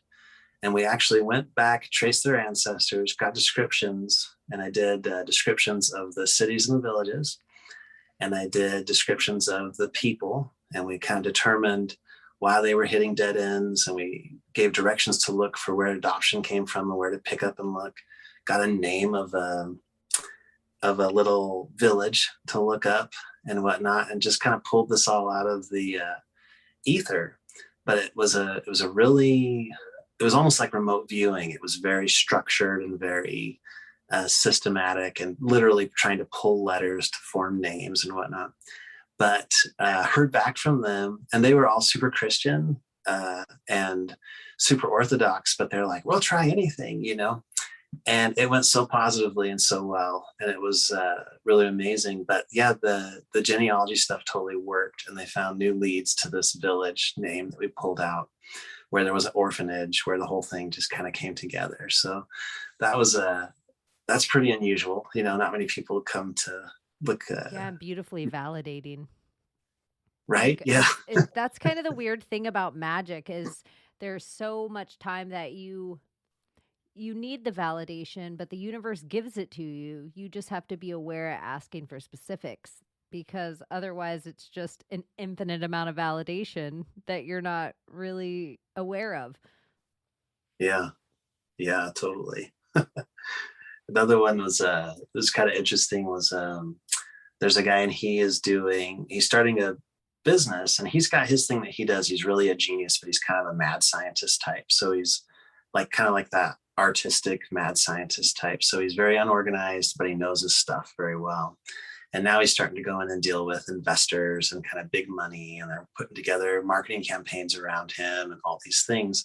And he's feeling like completely overwhelmed. And so he reached out and got in touch with me, and we took a look at each of the business partners and the structure, and it basically formed a structure that he could take to his lawyer and his CPA to have them look over to make sure he was protected in his business. And it exposed some of the shenanigans that they were trying to pull on him with because he knows his business. He doesn't know the legalities around taking a business from small to large and all that sort of a thing. So that was a really interesting one, because it was very I'm not well versed in the law, but a lot of legal stuff came through, and a lot of processes and perspectives came through, and that was one that you might not expect, right? It wasn't like, Yeah, where you were like getting all this real information that you can find in books that you didn't look up in books. yeah, totally. And it takes some balls to or it takes some guts, I should say. It takes some guts to like say yeah, take this to your lawyer and your CPA and see what they say, what they come up with, you know. And that went well. And he's like, yeah, spot on, appreciate it, you know. And then a lot of times those kind of folks just disappear, because it's almost like they're desperate, nowhere else to turn, and then now they're not desperate anymore. So it's you know, you're kind of the dirty secret in the background. Just depends. But that's a couple of unusual ones that are very linear. And you know, a lot of people would be like, yeah, you know, you could have these really fantastical experiences. Well, those were so mundane, but at the same time really statistically improbable or very unlikely. So And sometimes it's just like the pebble. I always just it like the dams of the rivers, but sometimes it's just like rocks, big rocks, and it's just that one pebble where the water starts to flow, where eventually that dam will not exist anymore. And yeah. sometimes you don't notice the pebble move, so it's probably all the stuff that seems kind of insignificant at the time, like the glasses of water laying all over like signs, that Yeah. are the significant things. Yeah. No, totally. And it's really interesting too when I have probably more people contact me and cancel than anybody would ever believe. And I think it's because once we start to interact, there's this feeling of oh shit, this might actually change some things, or this might shift some things.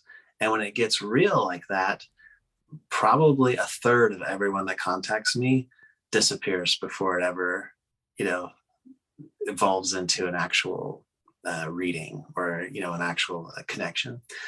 And I look at that as it's probably best, like you said, they want those pebbles to stay. They don't want the dam to begin its erosion. And a lot of people enjoy sort of parlor tricking their way through it. Like, yeah, it was really neat. And they said that, I'll have a good birthday or whatever it is, which is valuable on some level. But some folks, that's what they're looking for, is some novelty, fun type thing. And there's not necessarily anything wrong with that. But a lot of times it kind of rolls a little bit. There's kind of it can cause some shifts, it can cause some different things in perspective that if you get a glimpse, you can't really unglimpse it. And so I think people sense that on a real subtle level. And if they're not ready for it, they avoid it. And so I'm totally fine with people that do that. Well, it's like how many people go to the gym and they like tour the gym and never sign up. And then how many people sign up for the gym but never lift up a weight. And then how many people lift up a weight for maybe 3 days and then that's it. And then they have a year-long gym membership. It's kind of the same thing with spirituality. It's the same, in a way, parlor tricking. Like I showed up every day and did the ritual, and I stood when everyone stood and pulled my pew down when everyone pulled their pew down, and I read the verses I was supposed to read, but I never felt it. I wanted to. It wasn't that I didn't do the ritual. And then one day, if you just feel it, and some people feel it in church, and some people feel it for the first time in nature, and some people feel it with the first time they hold their child, I don't know when everyone feels it, but it's like once it's there, there's no undoing it. There's no it not being there. You just have to figure out how, like, your part in it all. Oh, absolutely. Yeah. It's like when you meet that, I don't know if you've ever had the experience, but, I was kind of the hopeless romantic, and you meet this individual and it shifts everything so hard that what was okay before doesn't hold up anymore. And so you're literally changed forever and kind of screwed at the same time, right? It's that instant of people are like, well, change never happens instantly. Like it never happens overnight. Yes, it does 100% of the time. One day you're this way and everything was fine. And then the next second, you're a totally different person. Yeah. And it's like, oh my gosh, I'm a rectangle. I'm never going to fit inside this triangle shape ever again. Yeah.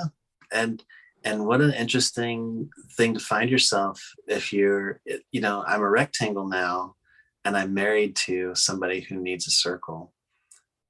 And I was a circle when we were married. So now what? You know what I mean? Like life, like shifts like that literally happen. And it is the most interesting thing because you're like, oh my gosh, I'm a cloud now and they needed a circle. You're like, and now I'm a cat and they were looking for a rectangle. Yeah. Or even worse, it's like you changed. You're like, yep, sorry, wasn't intentional, it just happened. And then, we have all of our shadow stuff come out when we try to navigate this change. So do we pretend it didn't happen? Do we fake our way through? Do we lame duck it, the fake broken wing until they put us out of our misery? Like, do we face it head on? Like, what do we do? Right. And those are the challenges most people spend their whole life trying to avoid, like having to work through. How do I handle this?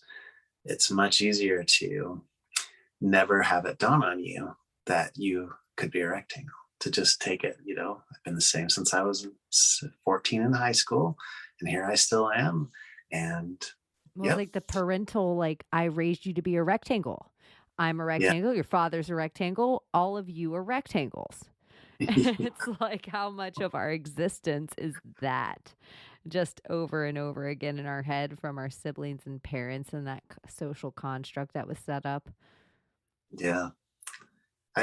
That was one of the most confrontational things for me. I was at a conference, and the guy that was leading this training was running through, it was a sales thing. And he was hitting on the difference between roles and identity, and then making the point that you're neither. And nobody could handle that, especially in that shallow world. They're like, well, no, it's like, well, if you don't have your title, who are you? It's like, well, I earned it. Well, what if you didn't earn it? Your role versus your identity. Are you dad or are you? Are you manager or are you you? And it was wild to feel that in myself, get that, feel that challenge in myself, and to realize the way that we internalize the ideas about ourselves at the expense of ourselves. You never need to know who you are because you've got a title and a piece of paper and a diploma and a marriage and a position and all these things, right? You don't matter. You've got all those things in place. And what a wild thing to question that. I mean, and that's not even soccer. Like, that's not even being a soccer parent. Like, that's not even your kids' soccer team. Like, it's like the amount of stuff that you have to live up to on an everyday basis. And this is if you don't have children. And then now you're a whole nother construct for them of this different role of, well, this is what we tell them about the world. They don't need to know that I did drugs when I was 18 yet in their lives. It's like then you have these two separate, like, Mom, can we not tell the kids about when I snuck out of the house? Can we not? Yeah. Yeah. It's it's really interesting too, because here we are trying to hide aspects of ourselves from our children so that they can learn to not acknowledge those aspects of themselves. You know what I mean? And it's just this constant balance tightrope between like if your grandmother would have just acknowledged who she was, none of us would still be living in the closet about this. That's right. Yeah. That's part of the like healing the trauma is just being like, just say it. Golly, we're all living in these whole like generational curses, but part of the curse is just like, I like to eat sweets after midnight. And it's just like, oh, I'm so glad you said it. Me too. And so did Mom, and so did Grandma, and so did whatever. But we've all been like living in this fake world and sneaking our sweets after midnight. And we've all done it. It's totally what it is. And we're spending our life going around with chocolate in the corners of our mouths and acting like none of us see it. I know it is. It's the Emperor's New Clothes. But we're doing it to each other in our small scale and on the big scale. That's the crazy part. We're like living in and working amongst and 40 hours a week with people. And then, we're expecting something different because we don't even know who we are, but we're showing them all this fake face of who they don't even really like the person you're pretending to be. Right. All right. I'm really so glad you hung out with me, and I'm so glad you hung out with me this long because I kind of in a writer's block type way with my show. I was at this like I felt corked, and I felt I had a big, huge imposter syndrome this week, that everything I was about to say just felt very unimportant and silly and hopeless in a way. Like, what's the point? I'm just excited about I've never even been a person with the date, but I just felt like, am I moving goalposts? Am I like talking about the audit or talking about the U.S. girls Olympic team or talking about am I being driven by the same exact golden carrots that everybody's being driven by? And what's the point of talking about it? Oh, I'm naive. I just felt so stupid that I couldn't even muster up hearing myself pretend to care. And then one day was like 1 week, and then 1 week was like, shit, I couldn't even, like, the idea and the amount I recorded and deleted and recorded and deleted and I was like, I don't know if I can do this. Am I at a point that I'm just not going to do this again? Like, wow. I imagine it reminded me of like that writer's block feeling, but just, and I even kind of was like, hey, I don't know if I can do this. And you're like, we're going to do this. I'm glad you did. Because even I'm like, hey, microphone, you're not so bad here. Maybe I needed someone across from me for a moment and not just staring into the void of myself. But now I'm like, oh, cool. I'll put out an episode. So I'm glad you hung out with me this long. Oh, good. Me too. Yeah. After I said that, like, yeah, we got this. I was like, unless you don't want to. I didn't even look right when you said we got it. I'm like, delete. I'm not going back on Instagram for like. There you go. Yeah. Tell everyone how they can find you and plug anything you want to plug. Awesome. Well, my Instagram account is the Primal Beast Official, and my website is the Primal Beast. And the website's we're doing a soft launch probably late in October, so it'll have content. Right now, it's just a shell. But that's where you can find me and contact me, or say mean things on my pictures. I post whatever you want. So. No, I love it. And your Instagram page is really so deep, and you take just sometimes images. The thing I like so much about it is the image dictates a feeling, and then what you post about it is usually very personal and very human driven, but sometimes the picture isn't necessarily about humans. I don't know. I like it. I like what you're doing over there. It's really thought-provoking. Awesome. And I like that you came and did a reading for me today. And if any of my spirit guides come through and give you any messages, feel free to hit me up. Right on. The 1 a.m. thing. Hey, just FYI, so-and-so says this and that. Yeah. I know. I'm going to probably have to hang out with that bitch. I'm in the mirror sometime soon. You two will totally get along. Totally. I know, but when you're like, that is how my life is set up. Like, it's the weird little, like a broken glass, and then it's like, oh, hi.